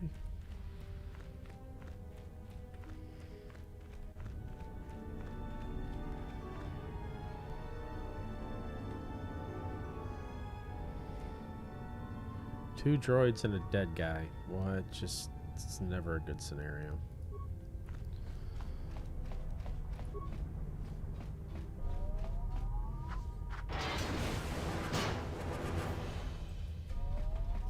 See, like that time it let me start running almost immediately, which was weird. Just a little glitchy. I don't know why.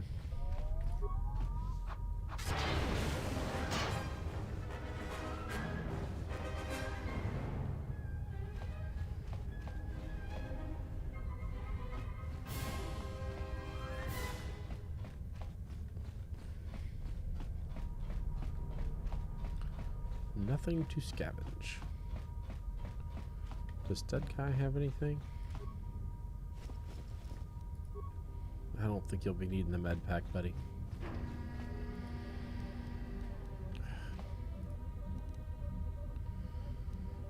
Let's see. Go here. I'm gonna just... This mining laser is like worthless. At least for me.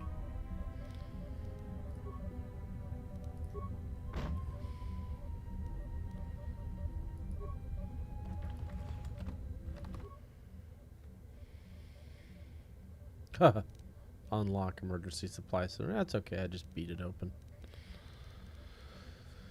Okay. Fuel containment. Shut down containment fields. Maybe that wasn't a good idea. Cancel all droid mining functions on organics. Reassign them to mine sealed doors. I can dig that.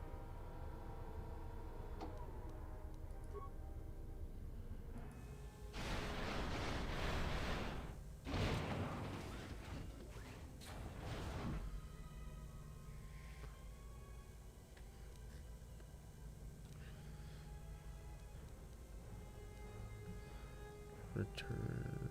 Okay, and then can we cancel? Nope, not enough spikes. Oh well. At least I got the sealed doors. Maybe we'll get some spikes off of some of these droids.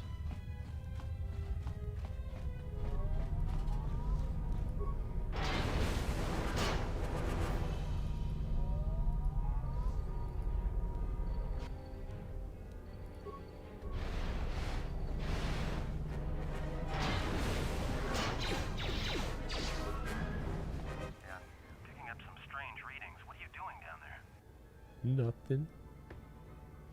The containment fields in the mining tunnels are shutting down. I may be able to keep... I'm locking down the... If you've got anything left to do now...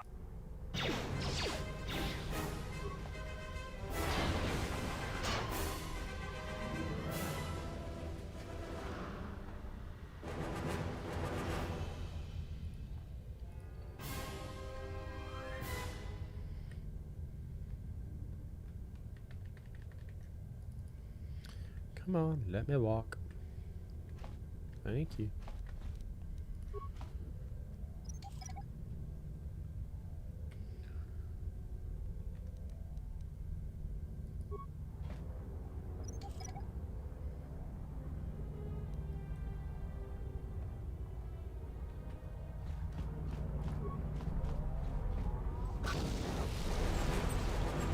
Okay, maybe I shouldn't have blown that dude up right next to me.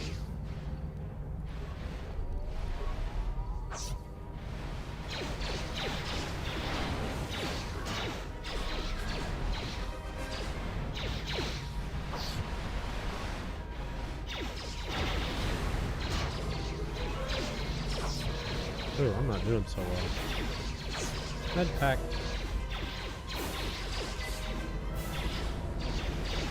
Oh, good lord.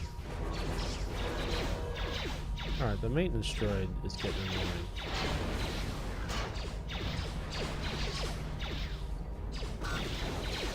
Oh, med pack. Maybe just one more. I can quit anytime.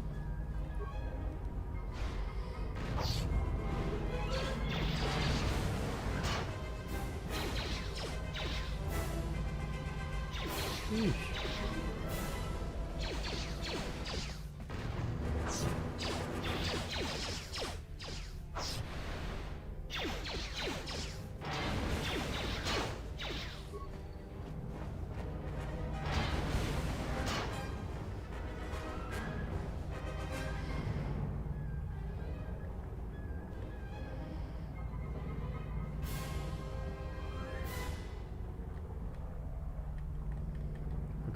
Please let me walk now.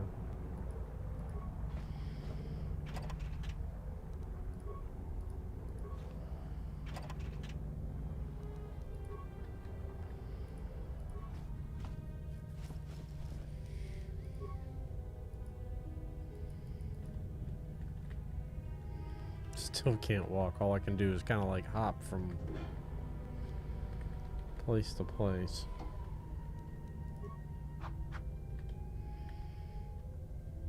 There we go.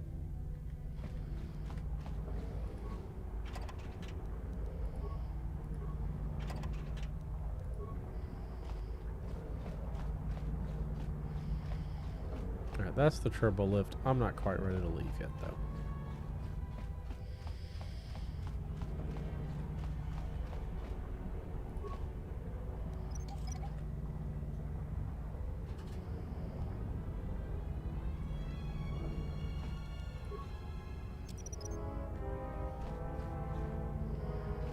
Seriously? I can't even put a mine on it?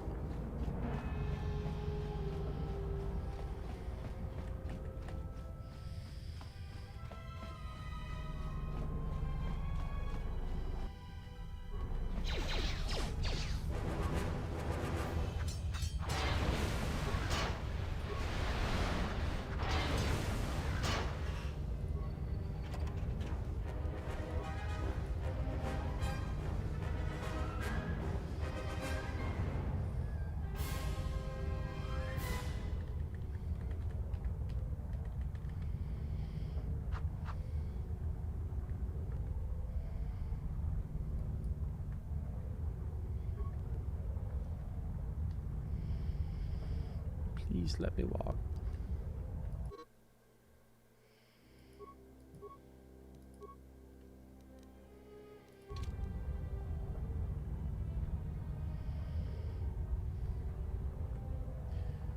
Darth Vader. Hey, welcome to the party. This game's a little before your time, though. I'm just saying. Okay.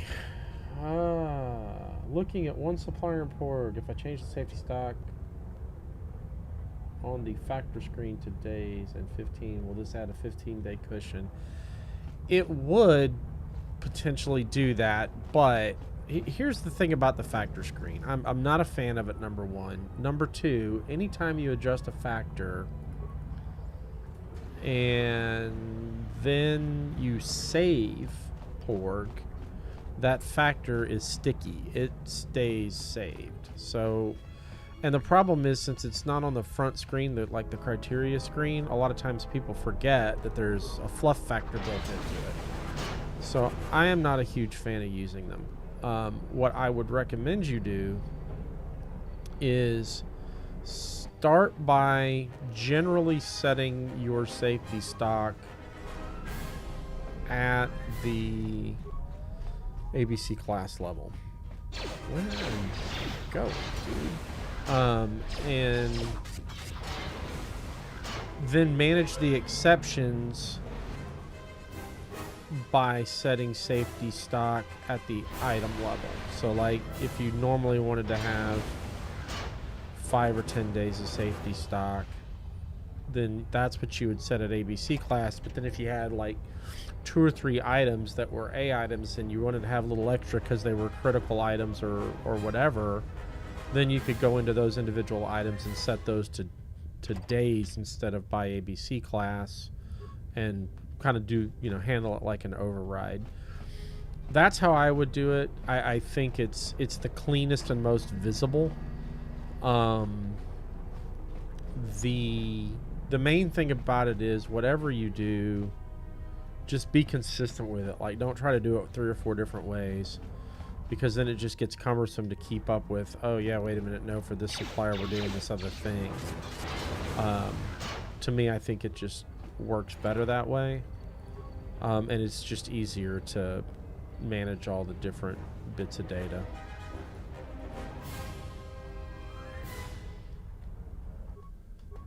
I want to see if you're going to have, let's say cushions or whatever. And I think the factor is actually just a percentage. And I was looking at your data actually last night, and if I remember correctly, you've got some, like, I think at the ABC class level, your safety stock is set to 1 day, which seems kind of low. And then there were some other items where it calculated out to 0, but I don't remember how they were set up to make them go to 0. So I would recommend just starting with the ABC classes and get some amount of safety stock in there. Now, the real question then becomes, all right, well, what's the right number? How much safety stock is enough? And I think the answer is that it depends. It depends on what your turns goals are. And you don't want to add so much safety stock that it begins to fluff stuff up too much. Another thing in your particular case with your data that I think we will want to look at pretty quickly is lead time. It seems like there may be some space for improvement there. Seriously, it makes you almost not even want to fight, because if I gotta sit here and not move for a minute. Paused. Pause. I don't know. Hopefully that makes sense. But I don't, like I said, I would avoid the factors. The only one that I like using is the that I begrudgingly agree to use is the usage one, and that's just for pushing a little bit to see what else needs to be brought in to make a minimum, and then making sure you don't save those settings, and then that fluff factor is always there. There we go. We're free. Okay, I think we've kind of worn this area out.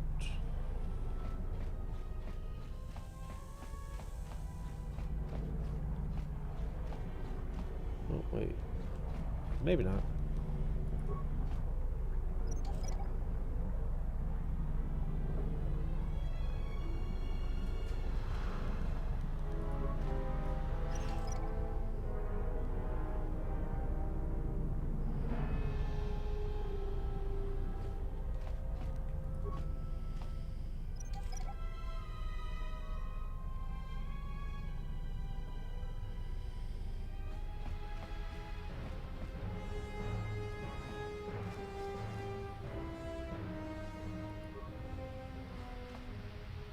Cardio regulator. How'd that work out for you?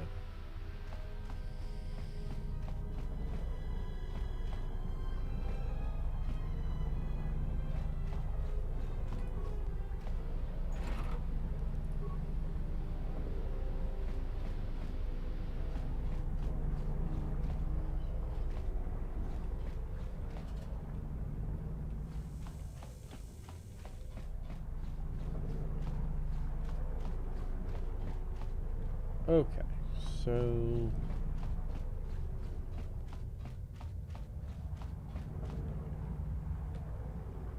this time I think now we've kind of worn this area out.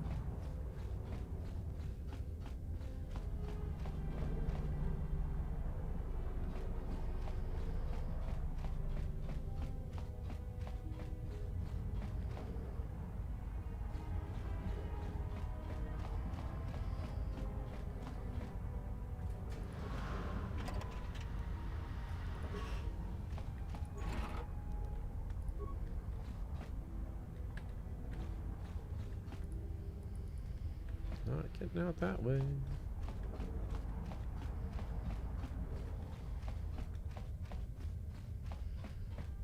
Back to the turbo lift.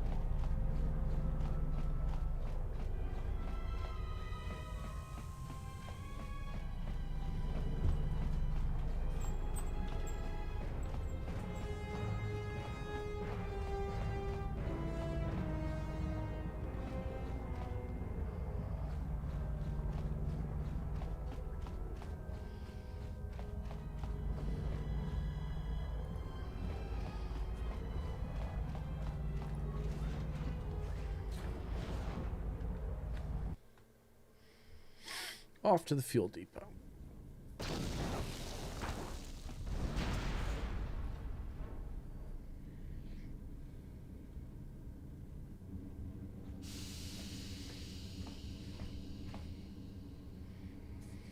Bro is not looking good at all.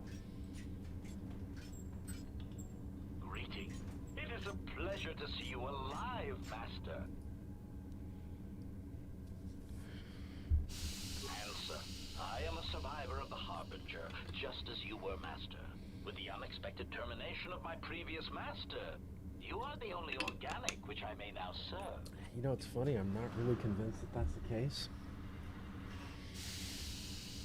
Answer, the captain of the Harbinger, Master.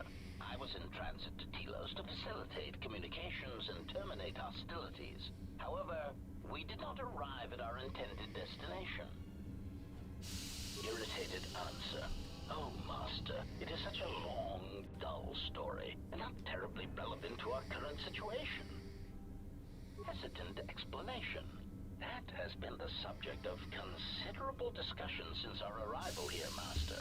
Many have attempted to claim you and this unit as salvage. I was crudely interrogated concerning our brief history together on board the Harbinger, before its communications, weapons, and engines suffered the cascade failure that disabled the ship.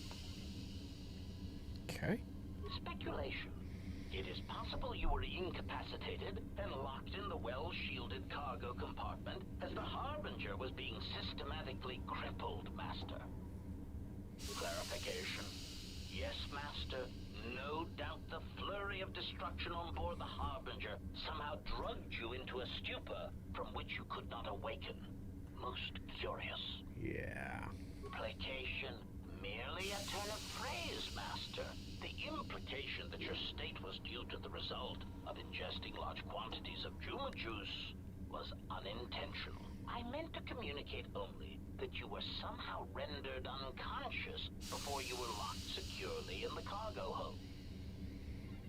Clarification, by locked, I meant sealed, Master. My vocab... Recitation.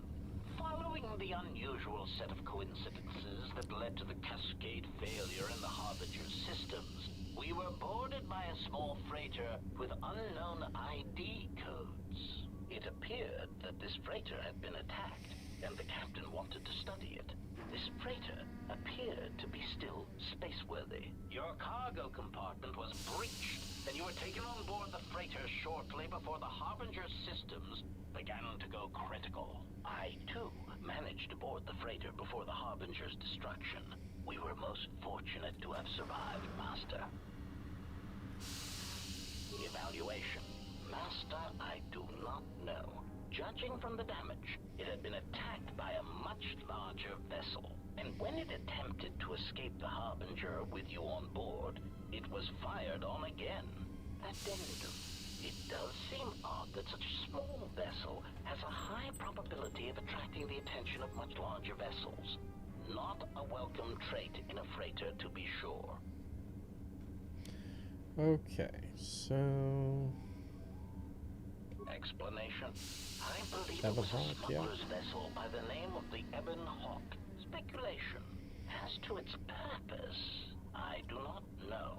Perhaps it was always its intention to play dead, then kidnap you off the Harbinger and rob me of my bounty. Clarification. By bounty, I refer to your life, Master. It would pain me to see you damaged in any way. That is Why do I get the feeling that this droid does not have my best interest at heart? Or circuit, or whatever.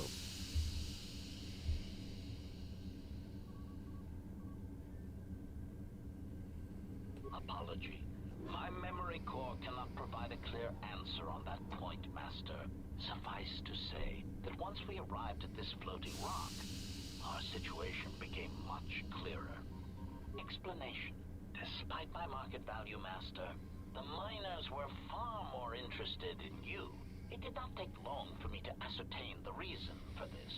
While an HK protocol droid is a valuable piece of property, Jedi are worth much more in certain exclusive markets across the galaxy. Painful admission. I must confess to feelings of inferiority at the speculated difference between my value and the price for your capture. I was forced to remind myself it was not due to a failing of my model or function, but because you were a Jedi. Surprised answer. Why, I told them, Master.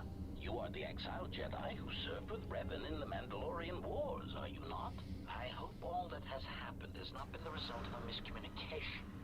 If so, then the problem lies with the core word databases, which are notoriously spotty. Answer, all that has happened has been because they believe you to be a Jedi Master. They debated what to do with you as you lay unconscious in the medical bay. One group seemed intent on selling you as property. The other group opposed this.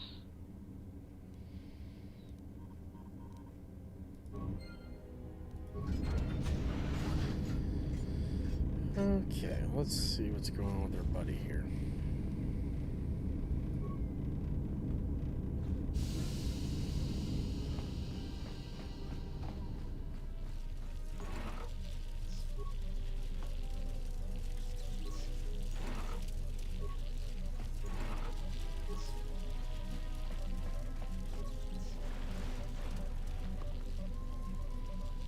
Sonic imprint sensor. I like this.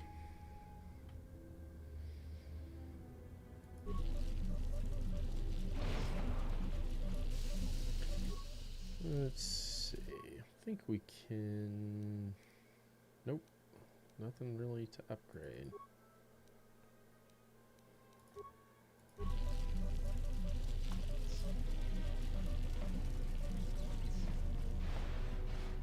Greeting. It is a pleasure to see you intact, Master. Yeah, I'm sure.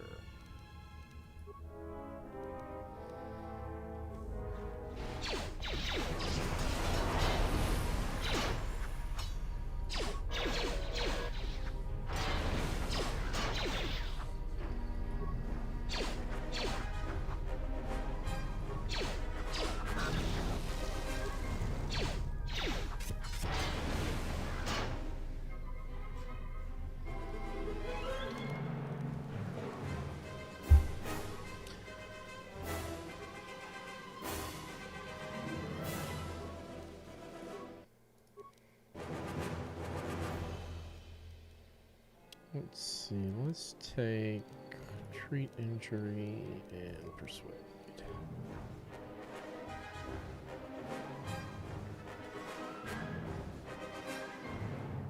Force powers.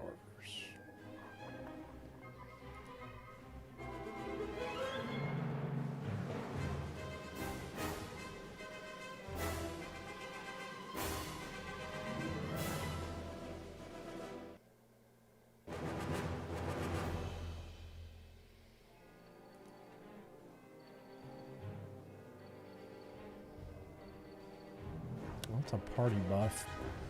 Kind of like that.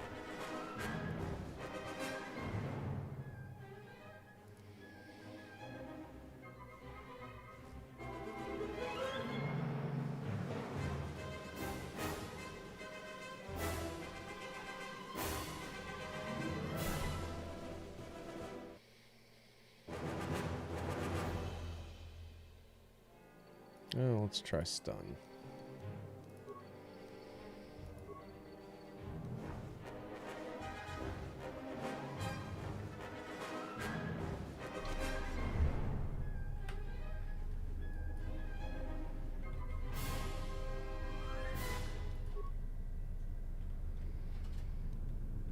Damaged door. Okay. Whoa.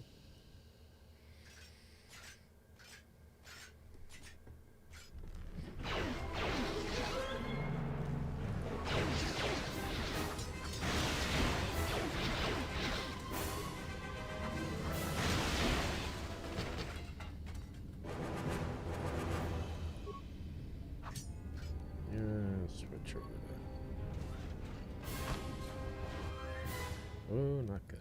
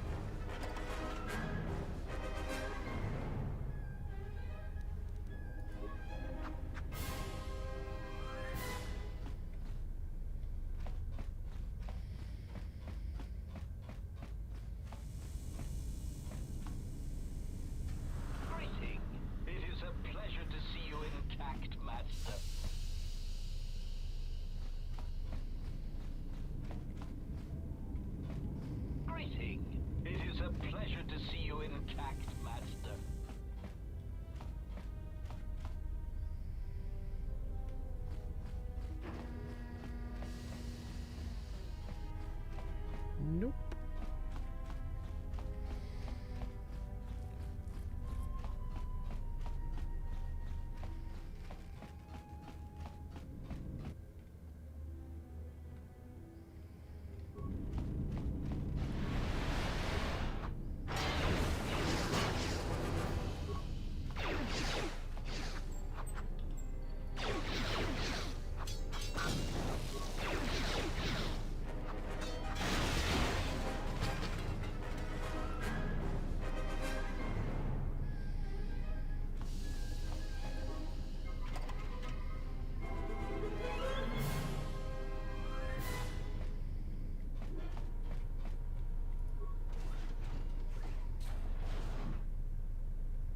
That goes back to administration.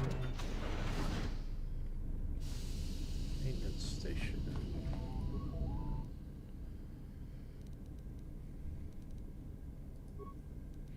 Finished the sonic imprint sensor prototype for the mining droids. Everyone knows they need an upgrade. The sensor should allow me to issue voice commands to them rather than manually adjusting their routine each time the mining specifications change. I've been keeping the sensor in the maintenance workshop for the time being. I wanted to test it first by recording and playing back some simple voice commands. Finished my examination of the droids from the Ebonhawk freighter. The T3 unit looked like it had shut itself down. The protocol droid, however, made up for it. It talked my ear off for most of the hour, asking questions about the facility, the personnel, and so on. Still, it wanted to make itself useful, so I put it to work until its master wakes up from the med bay. It seems to have some skills in speaking to droid behavior cores, so there's been some trouble with some of the mining droids, so I'm signing off. Yeah, I'm sure it has nothing to do with the assassin droid that you put to work. About the Jedi in medbay? I thought they'd all gone away or been killed in the Jedi Civil War. The droid told me that his master is the only Jedi he knows of in all the galaxy, and that the Jedi had served in the Mandalorian Wars almost 10 years ago. That would have meant that the Jedi served under Revan for a time.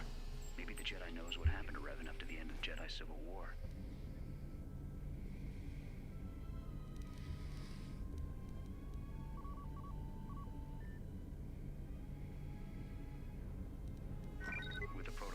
Help, I made some upgrades to the sonic imprint sensor, using some of the droid's vocabulator subroutines. In addition to its ability to store and record voices, it now has the droid's full array of alien languages, including Basic.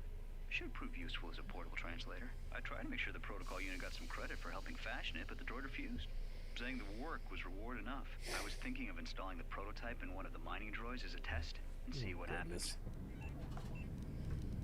When the dock officer reported the droids repairing the Ebonhawk, I installed a voice print ID on the droid console system. Someone ordered them to repair that freighter, and I can't find a trace of the order anywhere. If anyone tries that again, they won't be able to do it from this terminal unless I let them. The voice print should cut any user off from the central functions unless I get the code. The maintenance check on the droids didn't help. If anything, the accidents have increased. Security interrogated me about the droids, and they weren't too happy with my answers. I don't understand it, though. These aren't combat models. They shouldn't even know how to attack. I can't help but think, what if somebody staged the initial trouble with the mining droids just to get them all sent to maintenance, and then did something to them? I think security's right. Someone's trying to sabotage this facility, and they're using the droids to do it. But why?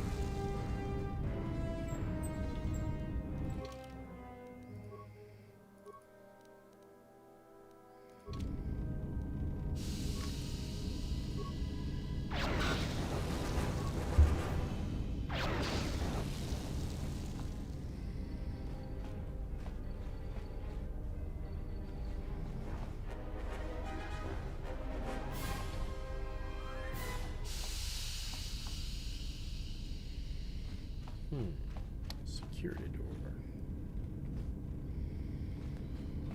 Let's...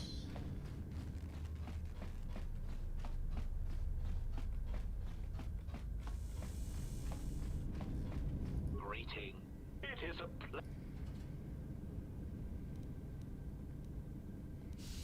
Answer. That is all that remains of the maintenance officer, Master. I heard his dying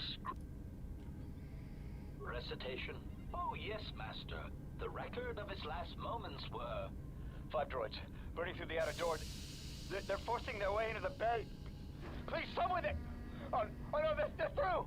Oh, my leg! They're burning through my leg! Oh, stop! Stop, please! That's not good. His remaining attempts at communication are variations in decibel mass. Of course. Pitying answer. Answer. Only if he hasn't already been murdered in an unfortunate accident, then he is... Apology. Unfortunately, communication with the dormitory section is severed, Master. It is perhaps for the best, especially if any other accidents have occurred in that section. If that were the case, the severed comlink would have spared us the satisfaction of hearing the miners' screams as they lived out their last moments in fear and terror. Well, this guy's just a barrel of fun. Theory. You could walk across the surface of the asteroid to the dormitory airlock, but such a route would be extremely hazardous, and I do not wish to see you damaged. Warning, Master. Continued exploration of this facility may place you in unnecessary danger. I encourage you to return to the medical bay and wait for retrieval from a vessel that is no doubt on the way, even as we continue this pointless conversation.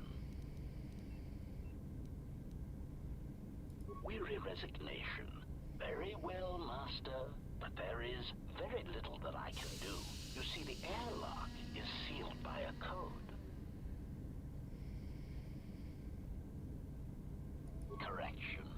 Oh, I already possess the code, Master, but I am afraid that it will do you no good. Condescending explanation. Master, the console governing the droid maintenance area and the airlock is voice-printed musing. In the last days of his life, the maintenance officer was quite careful about voice protocols, bordering on paranoid obsession. Conjecture. I suspect once he realized something was wrong in the facility, he voice-locked the droid bay functions. A prudent measure, but in the end, he met the same fate as the rest of the organics. Condescending explanation. Oh, yes, Master. The code is maintenance control, voice print ID R1B5. But unless the maintenance officer speaks the code, it is useless. Objection. Master, to commit such an act would be in violation of the ethics programming most droids are believed to possess. Most droids are believed to possess. There is nothing that can be done.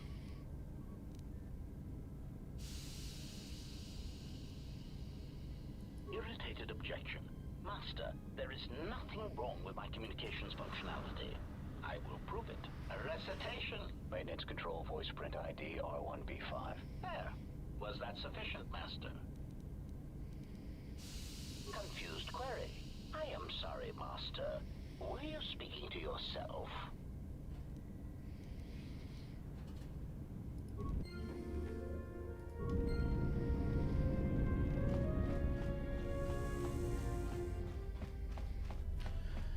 Okay, let's try this again. I don't think there's anything in here. Nah.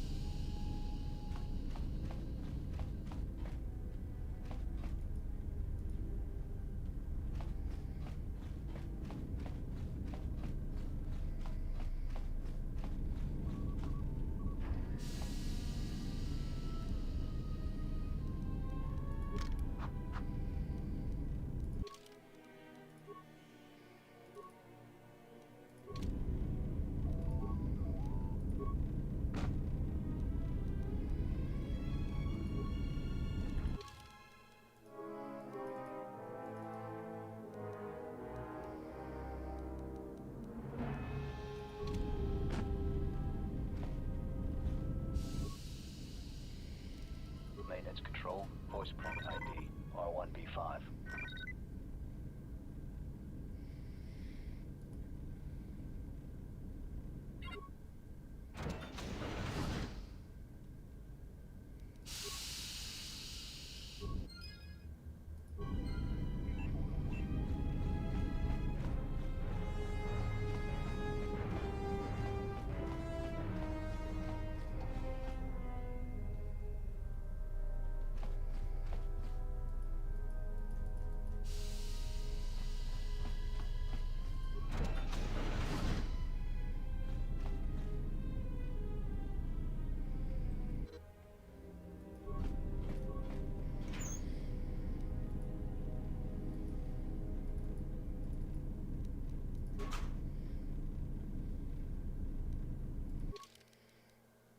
I don't think I actually have to put the spacesuit on. I think it just goes.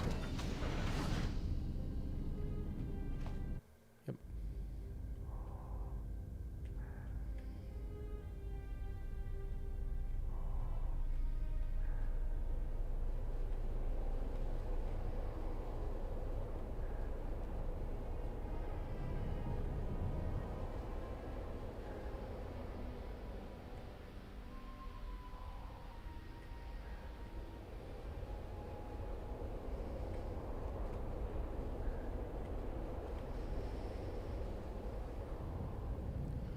I think, like, when I originally bought this game on CD, like, this speed mode I lost your for signal the after you left the spacesuit tunnels. didn't Now you're coming in exist. clear. Except I'm picking you up on the exterior. I could be hallucinating on that. the asteroid's surface.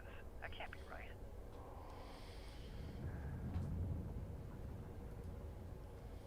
Huh?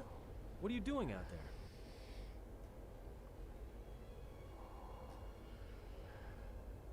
You're crazy, even for a Jedi. Look, you need to get out of there, quick. What little is left of the facility's venting systems have gone active, most likely from the explosions in the mining tunnels. They're venting Paraga's fuel deposits into space through the exterior vents, right in your path. I can't. I'm locked out of the main systems here. I couldn't shut it down if I tried. The vents look like they've been purposely rerouted to vent the gases to the exterior. And only in the last few minutes. It's almost as if... Now what now? I don't believe this. There's a ship coming in, sending a docking code. I have a bad feeling about this.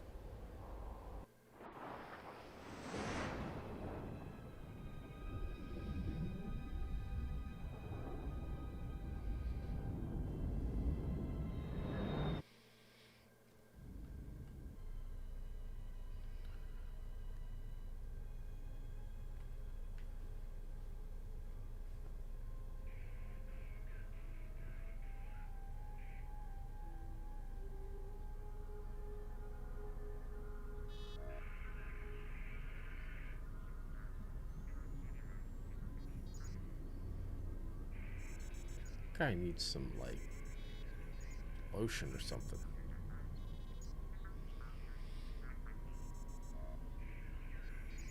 I don't think that compression sleeve's really doing the trick for him.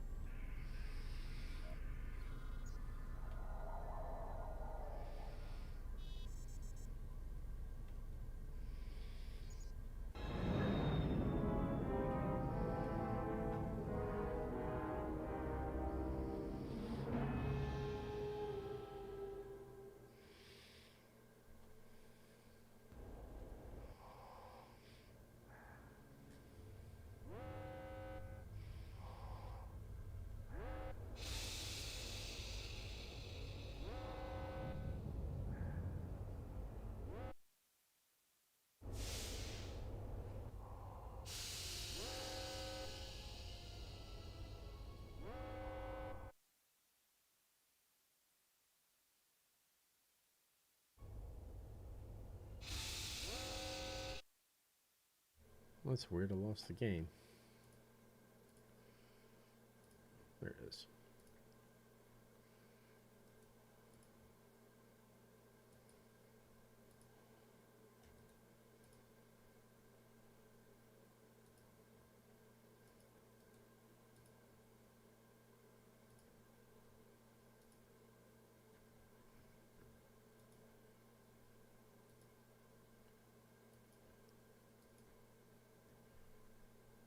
Oh, goodness. I'm going to take a break for just a minute and be right back.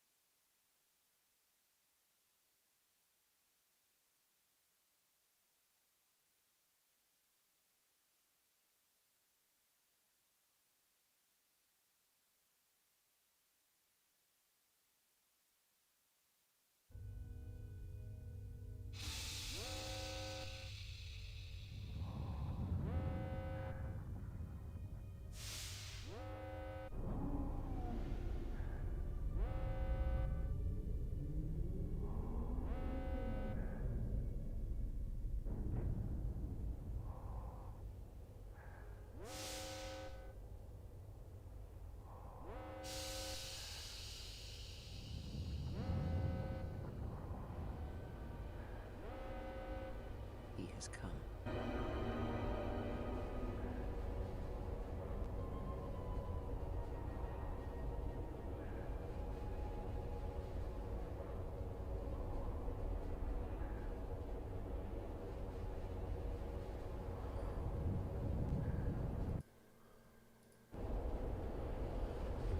Okie dokie. Let's see, where were we? We want to go which way?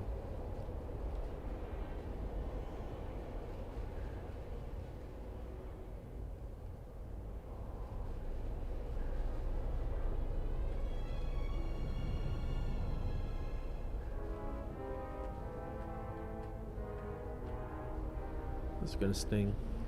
No, not too bad.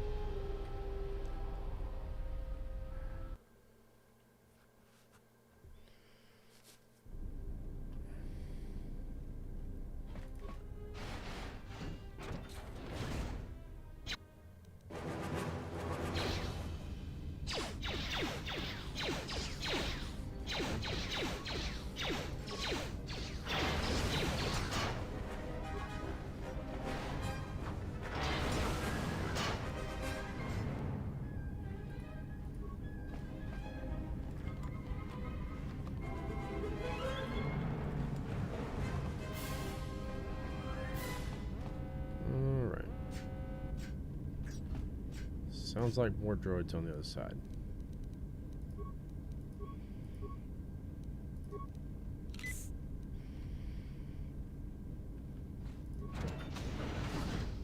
Oh, yeah.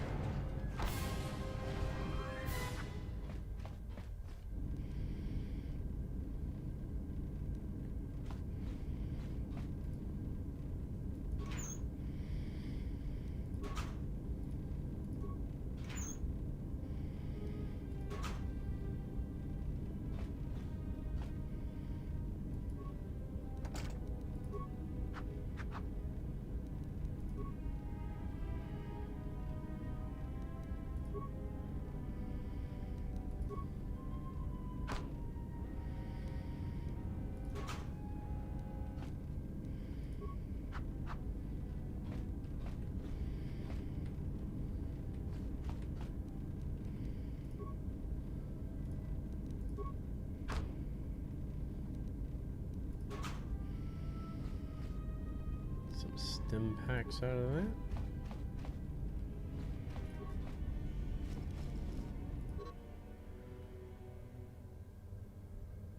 Carbonite freeze rays.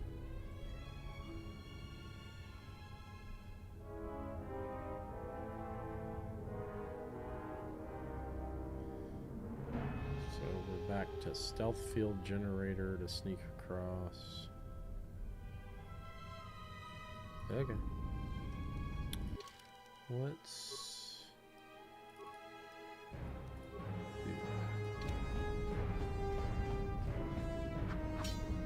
Yeah. This way.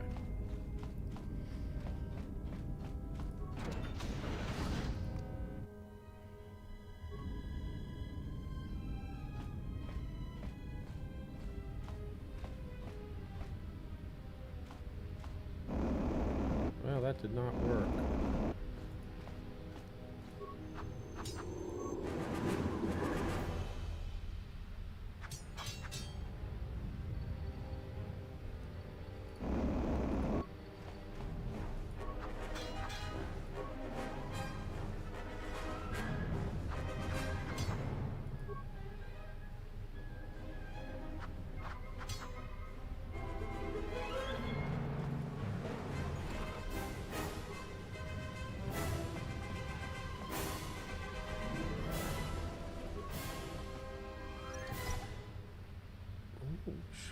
Okay, here we go. What is your recommendations for new items that do not have usage, but we know they will be an item?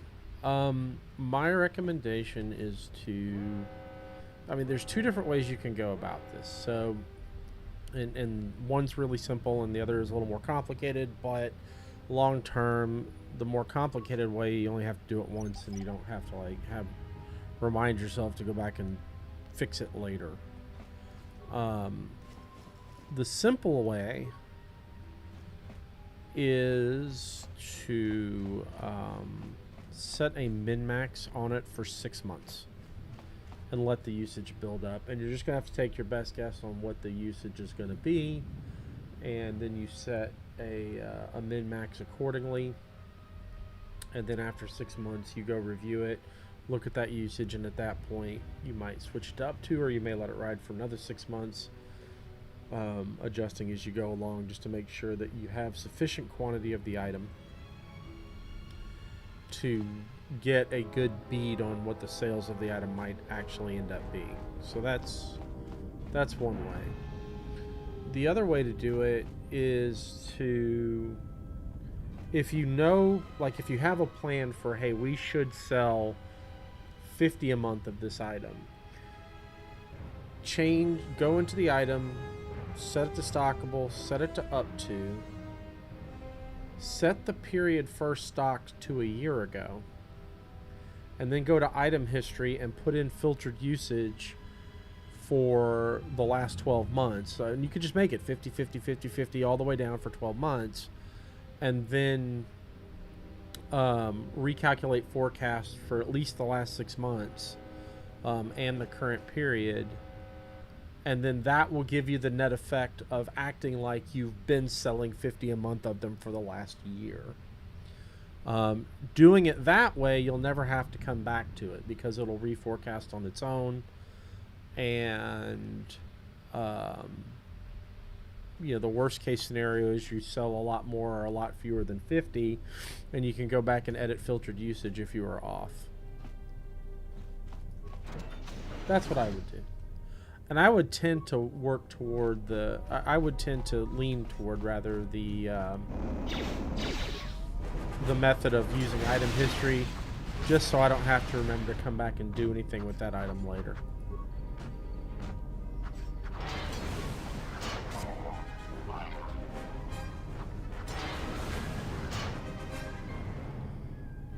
Okay, that looks good.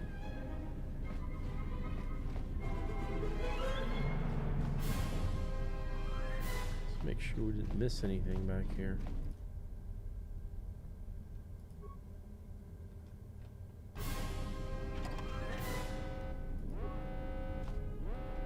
I guess we're going to go ahead and take this dude out. And that one.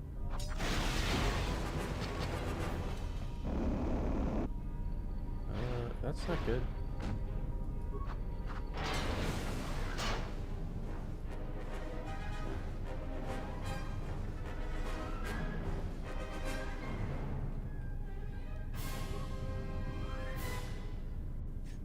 Well, I was gonna...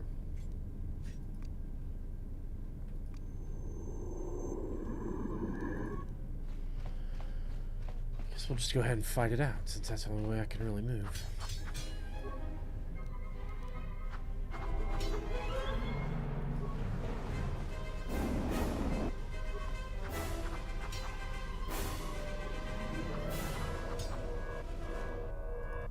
It's annoying.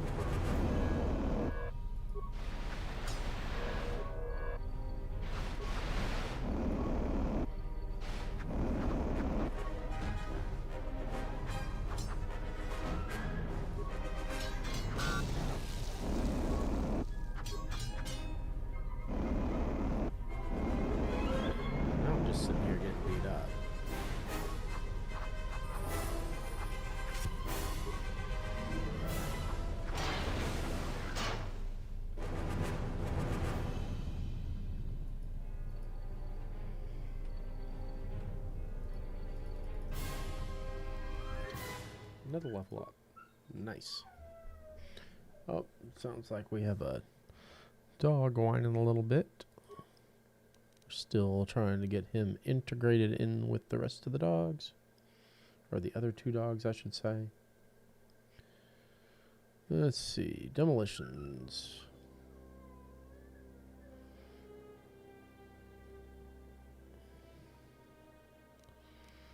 Awareness, persuade. I'm going to go with awareness and persuade. And I'm going to take improved flurry since I rely on that a lot. And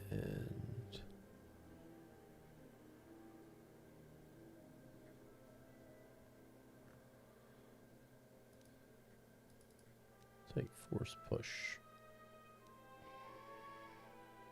Oh, what's this bottom one? Mind trick. I like force push.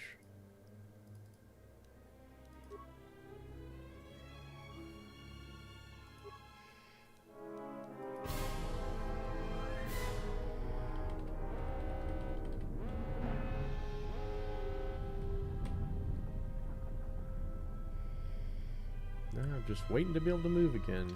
Probably a good time to save.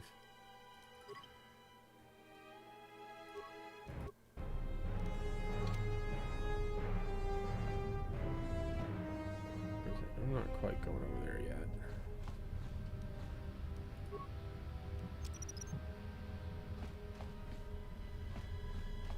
Okay, let's go back and catch this area.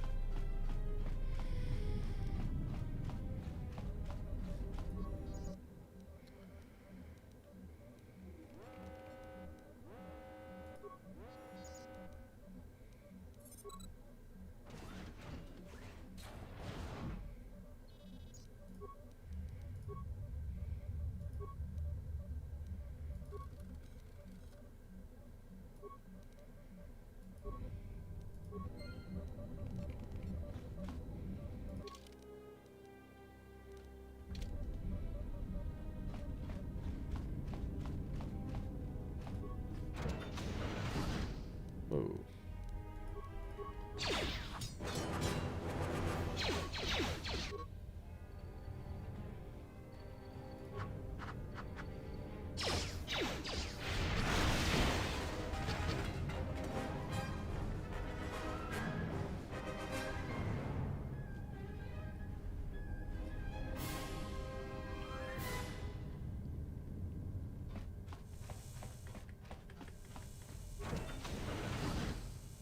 Okay, not digging the gas. Maybe there's a gas mask around here somewhere or something.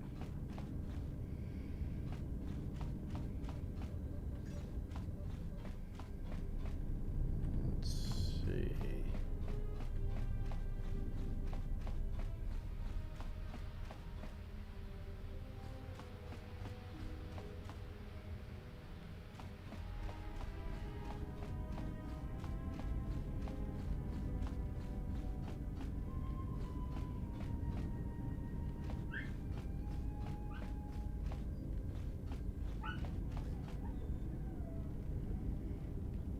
Nope.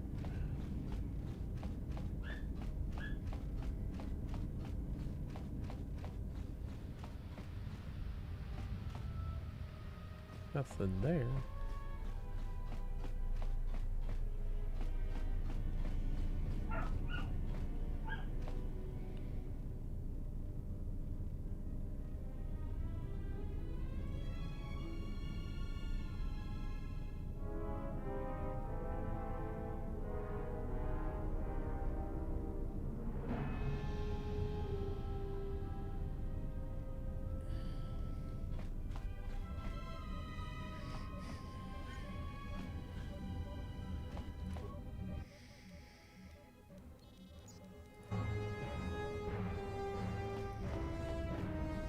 Gotta be a way to shut that gas down.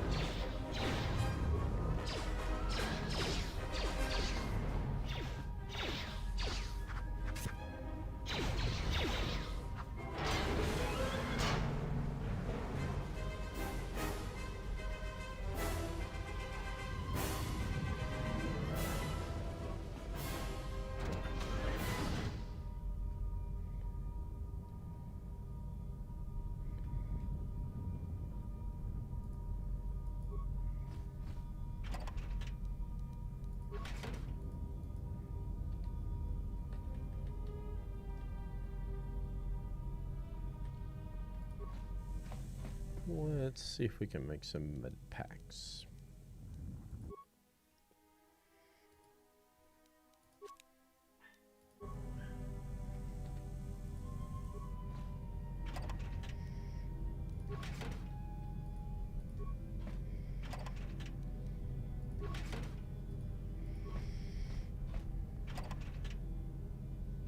Breath mask, there we go.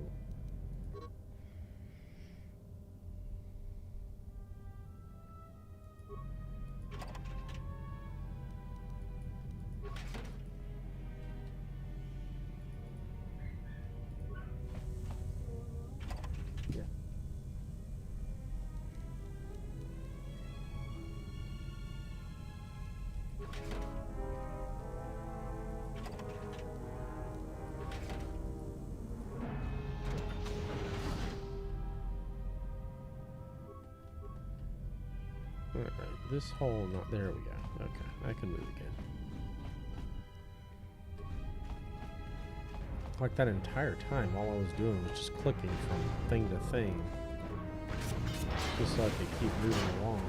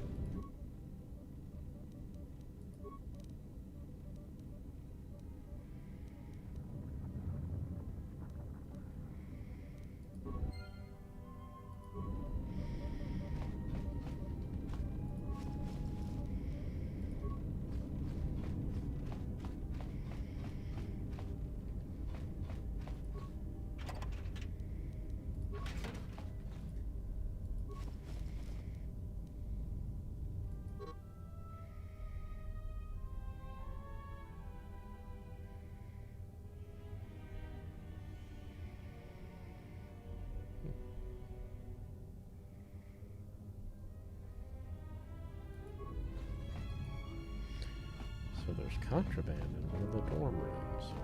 Yay.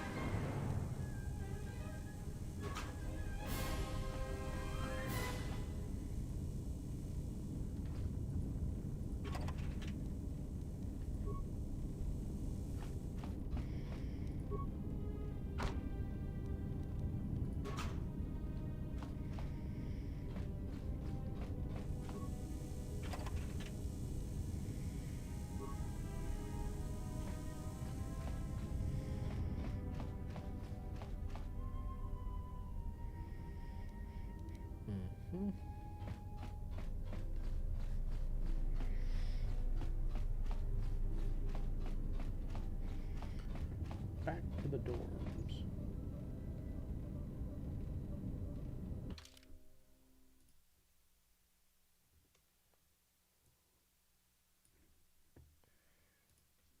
Just save right quick.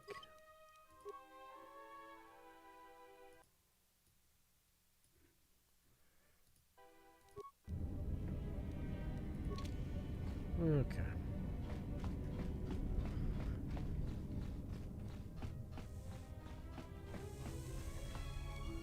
Breath mask.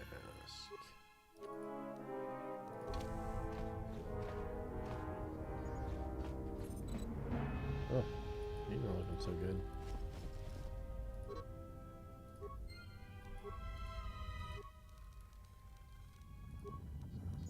This may be the beginning of a long record. It's about an hour after the facility suffered the explosion that triggered the emergency lockdown.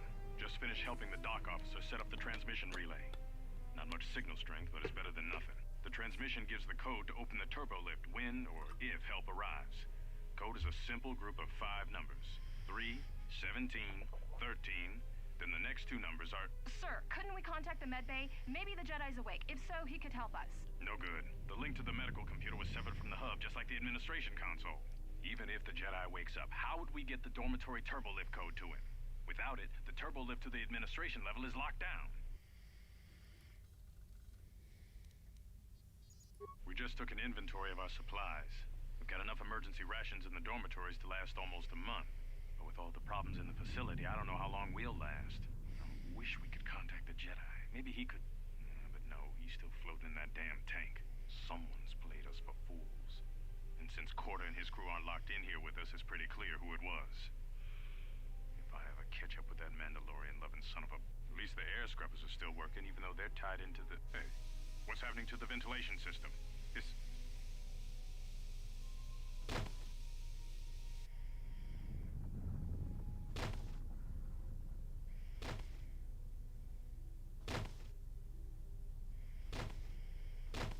Oh, that's cheery.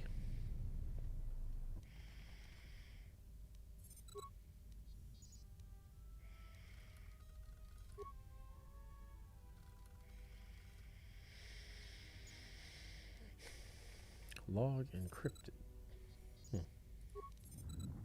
The transmission gives the code to open the turbo lift when or if help arrives. Code is a simple group of 5 numbers. 3, 17, 13, then the next 2 numbers are...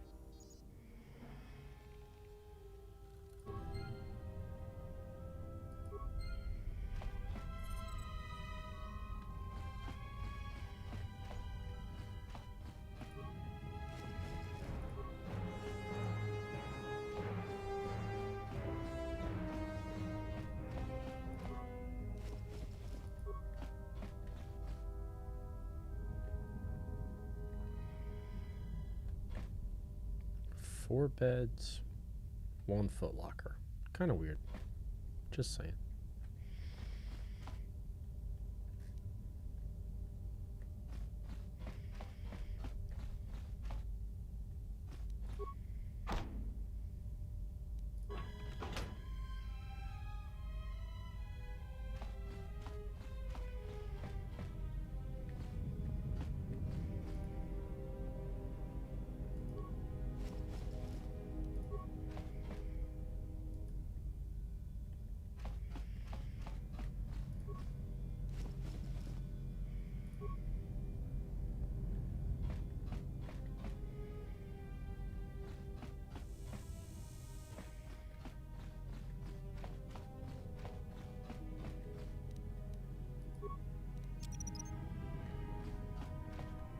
I gotta find a way to get that open.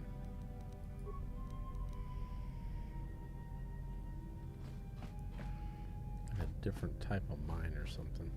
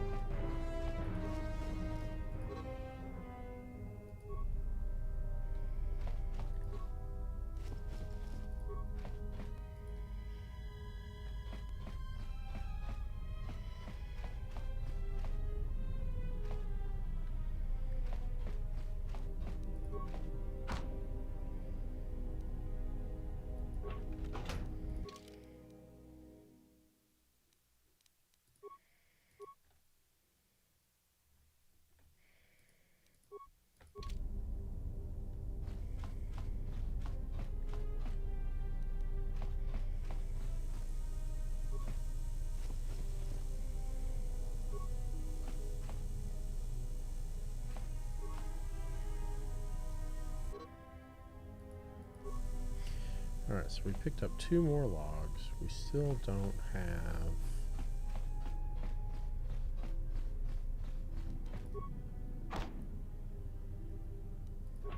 We don't have a complete code.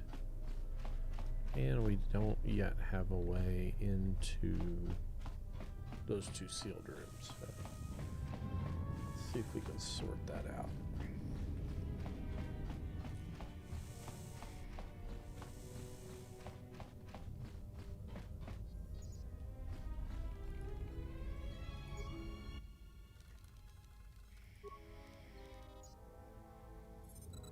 Manama trade sobre barakto drun.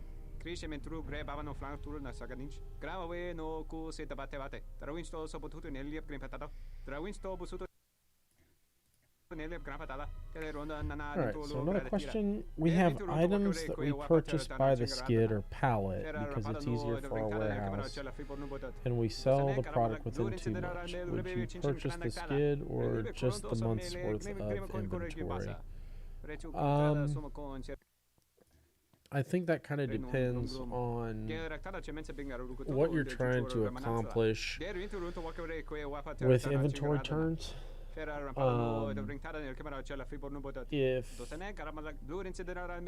you're buying a pallet worth and you're going to sell the pallet within 2 months, so let's say that's going to turn 6 times, but if you buy a month's worth, it's going to turn 12 times.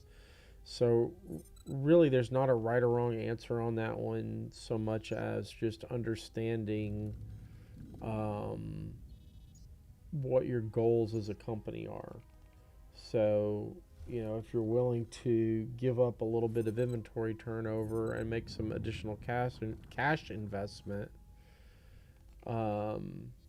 then sure, go ahead and buy out the skid. But if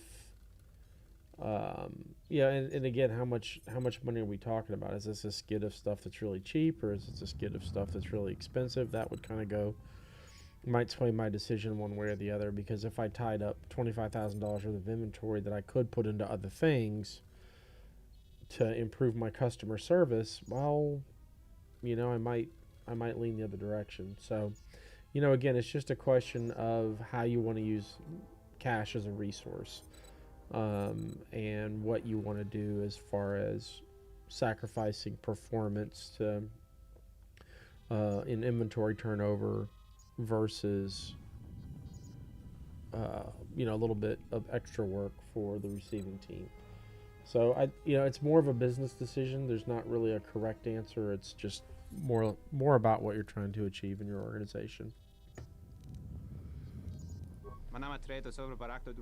Krishe mentru gre bavano flank tour na sagadinch. Gravawe no ku se tabate bate. Trawinsto so botuto neliep grimpatado. Trawinsto busuto neliep grimpatada. Tele ronda nana nintolo gradatira. Der runto wakere kwe wapa teratan chingaradana. Fera rampada no de ringtada nel camera cella fibor no botat. Dosane karamala dur incidera mel rebe chinchin granactada. Fera to rampada no rinka nel commercial cella fibor no. Oh, that's hard to listen to. Must take action. Krishe mentru gre bavano flank tour na sagadinch. Gravawe no ku se tabate bate. Trawinsto so botuto neliep grimpatado. Der runto wakere kwe wapa teratan chingaradana.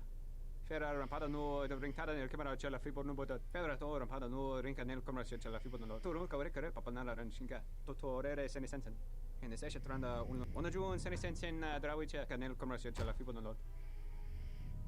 That's probably not good. Your ears always were too big, CN. Come on, if the maintenance officer comes through on the explosions, these dorms are gonna be filling up soon. And shut that damn data pad off and throw it down the refresher. Okay, and then dock officer. Managed to use the holo transmitter here as a crude relay to beam short burst transmissions outside the Paragas facility. With any luck, the transmission will carry beyond the asteroid field. We've set the emergency transmission on automatic playback. We're using a simple military flash code to transmit the code to the turbo lifts, so maybe our rescuers can get down to the dormitory when they reach the station. Without those turbo lift codes, our rescuers wouldn't be able to get here from the administration level. And without those codes, we wouldn't be able to get to the administration level if we found a way out on our own. The messages are short distress calls only, since we can't get much signal strength. It's pretty weak, so unless the ship is actively searching the area, It might be a long time before a ship picks up the message. After all, who would be scouring frequencies way out here looking for trouble?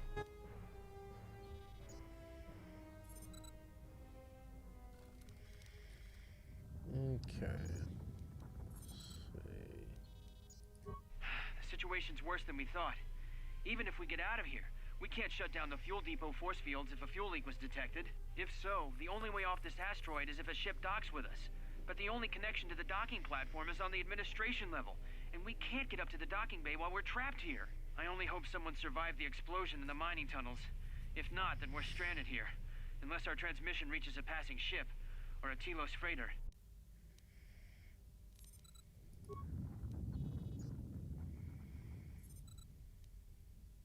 The transmission gives the code to open the turbo lift when or if help arrives. Alright. Well.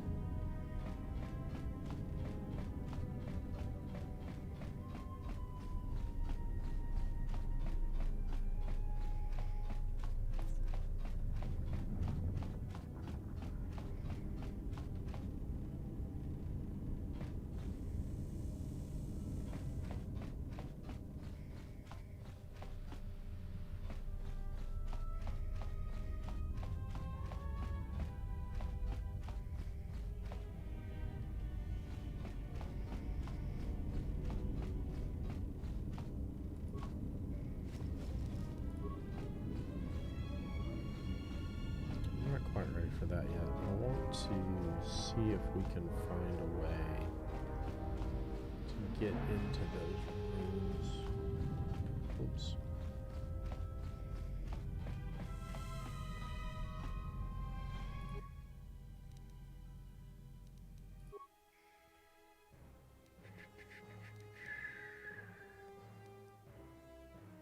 Let's see.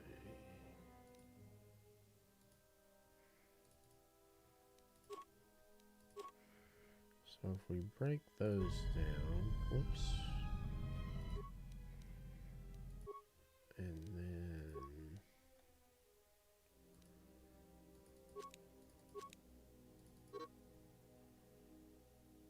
that might work.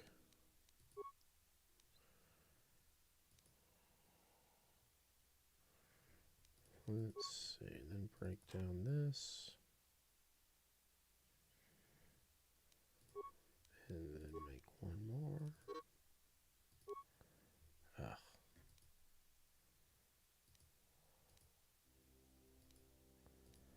So I still need more.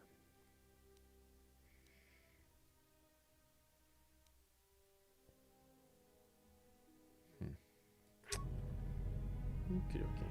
Well, that's cool. That will hopefully get us into that other 2 rooms.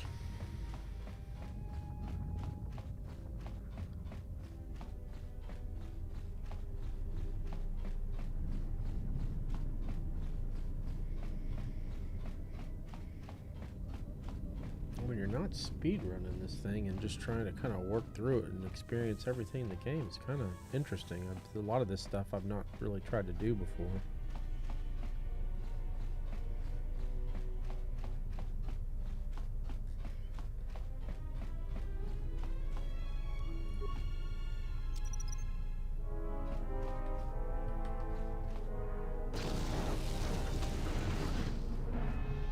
There we go.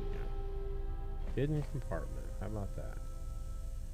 Frag grenades, ion grenades. Like it. Blaster pistol. More components. Then we got one more.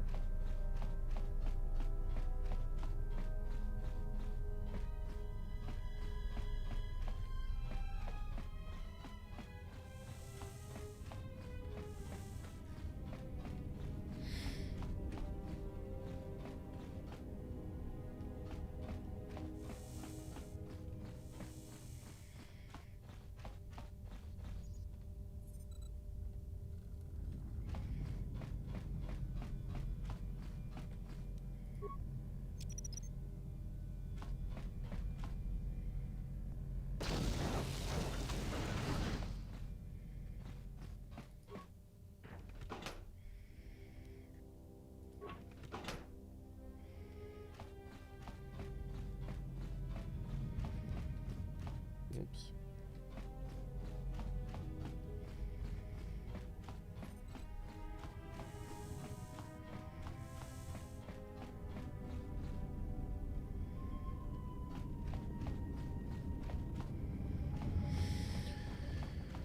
Alright, I think we've taken this level about as far as we can take it. I mean, I'd like to get into that, but I'd have to have another mine to do it, and I don't think I have enough components or chemicals to make up one. And I don't want to get rid of all my med packs trying to do that either.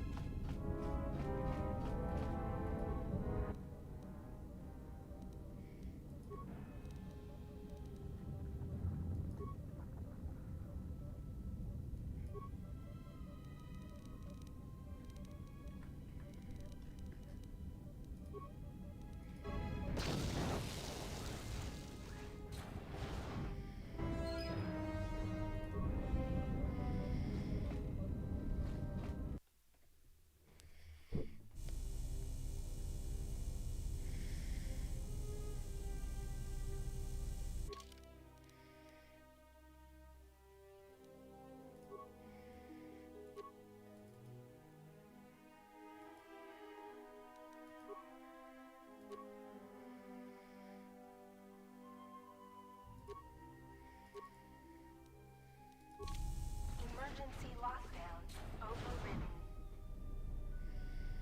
Oh, just in time. I have felt a disturbance.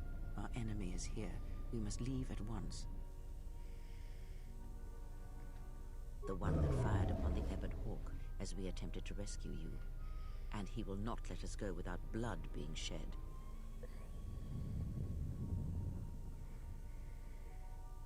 The story is a long one, and time is short. Come, we must go, and quickly.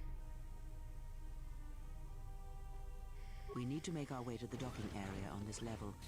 I fear the airlock has already opened, and if so, we must be on our guard. If we cannot reach the Ebon Hawk, then we must find a way to escape on the ship that is docked here. Yes.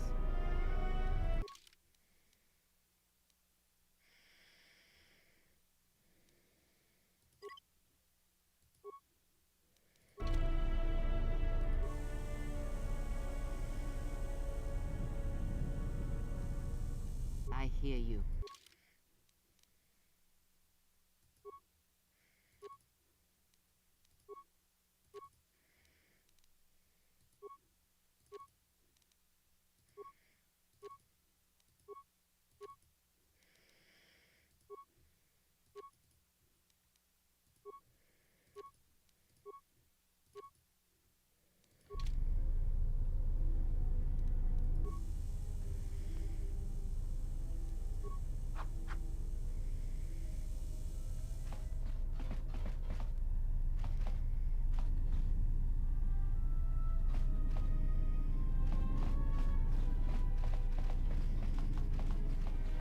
Away we go.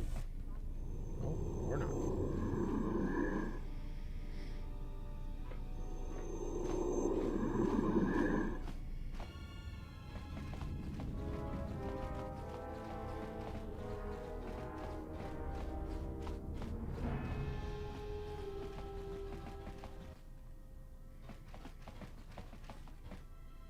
What in space is going on? Who's this? Another Jedi? What, did you guys suddenly start breeding when I wasn't looking? Alright. I'm guessing that I hope your talent for understatement is offset by your skill with a blaster. If not, then I fear our time together will be short indeed. Yeah, and I'm also good at running and drinking, Your Majesty. And even if you two aren't big friends of the Republic, that warship's the only way off this station. Good thing we have a clear run to the ship. Threat. Master, perhaps I did not enunciate clearly the last time we spoke. I suggested that you should shut down, stay put, and wait for rescue.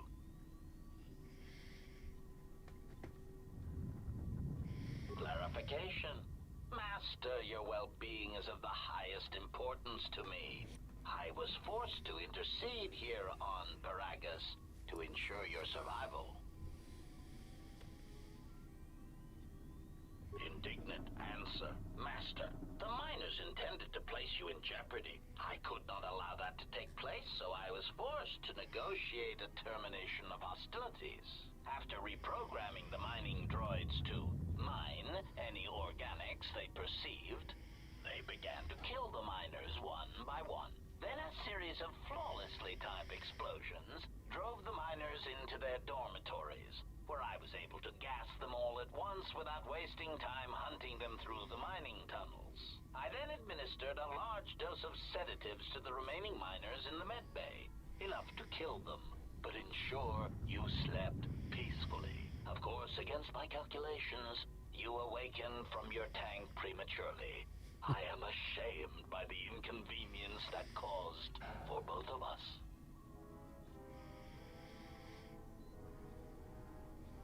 Resignation. Very well, Master. If inflicting pain is the only means to resolve this matter, then you leave me no choice.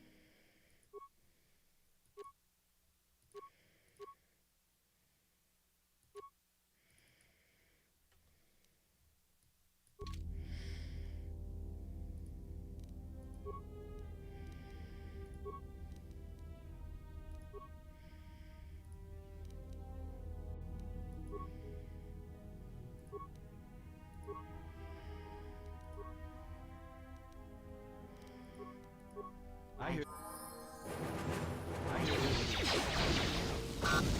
More where that came from.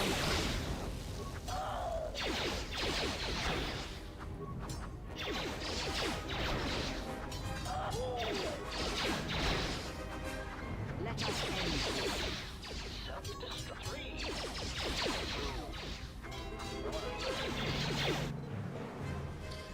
Yeah, that kind of stinks when you can't get away from it. I hear you. Systems failing, Master.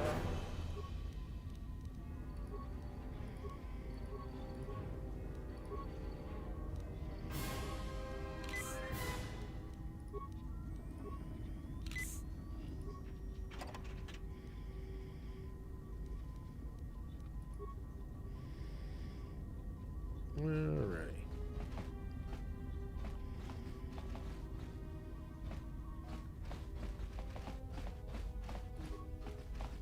Emergency lockdown is in effect. Turbolifts have been sealed to contain the explosion.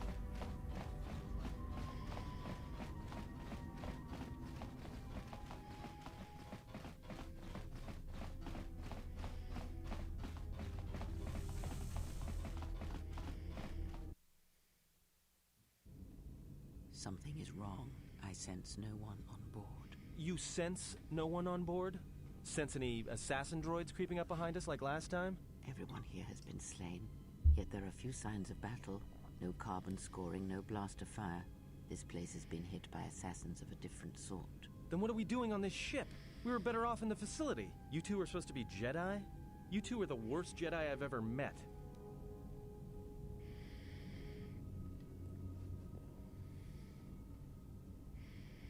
If the assassin machine was correct, then we cannot reach the hangar. Be silent. I need some time to think. Look, I don't mean to cast another shadow on this, but even if you could reach the ship you came in on, it wouldn't matter. You'll need the orbital drift charts to clear the Paragus asteroid field, unless you want to have the shortest flight out of Paragus ever recorded. Well, of course they have the asteroid drift charts in their navicomputer. They'd have to. Well, we'd have to get to the bridge. I mean, Well, that's the biggest problem I can see. That is a sound plan for the moment. Let us go.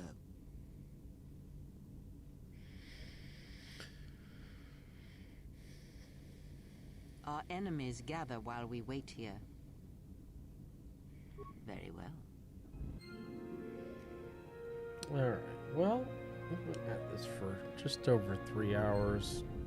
And since we're changing scenery here, this is probably as good a stopping point as any. So I'm going to go ahead and save this, and then we'll pick it back up on the next live stream that's not got a pre-planned outcome or whatever. So I appreciate all the questions, and I appreciate everybody popping in and watching even for just a little bit. And we'll get another one of these scheduled here in the fairly near future. Until then, we will see you guys on the next one.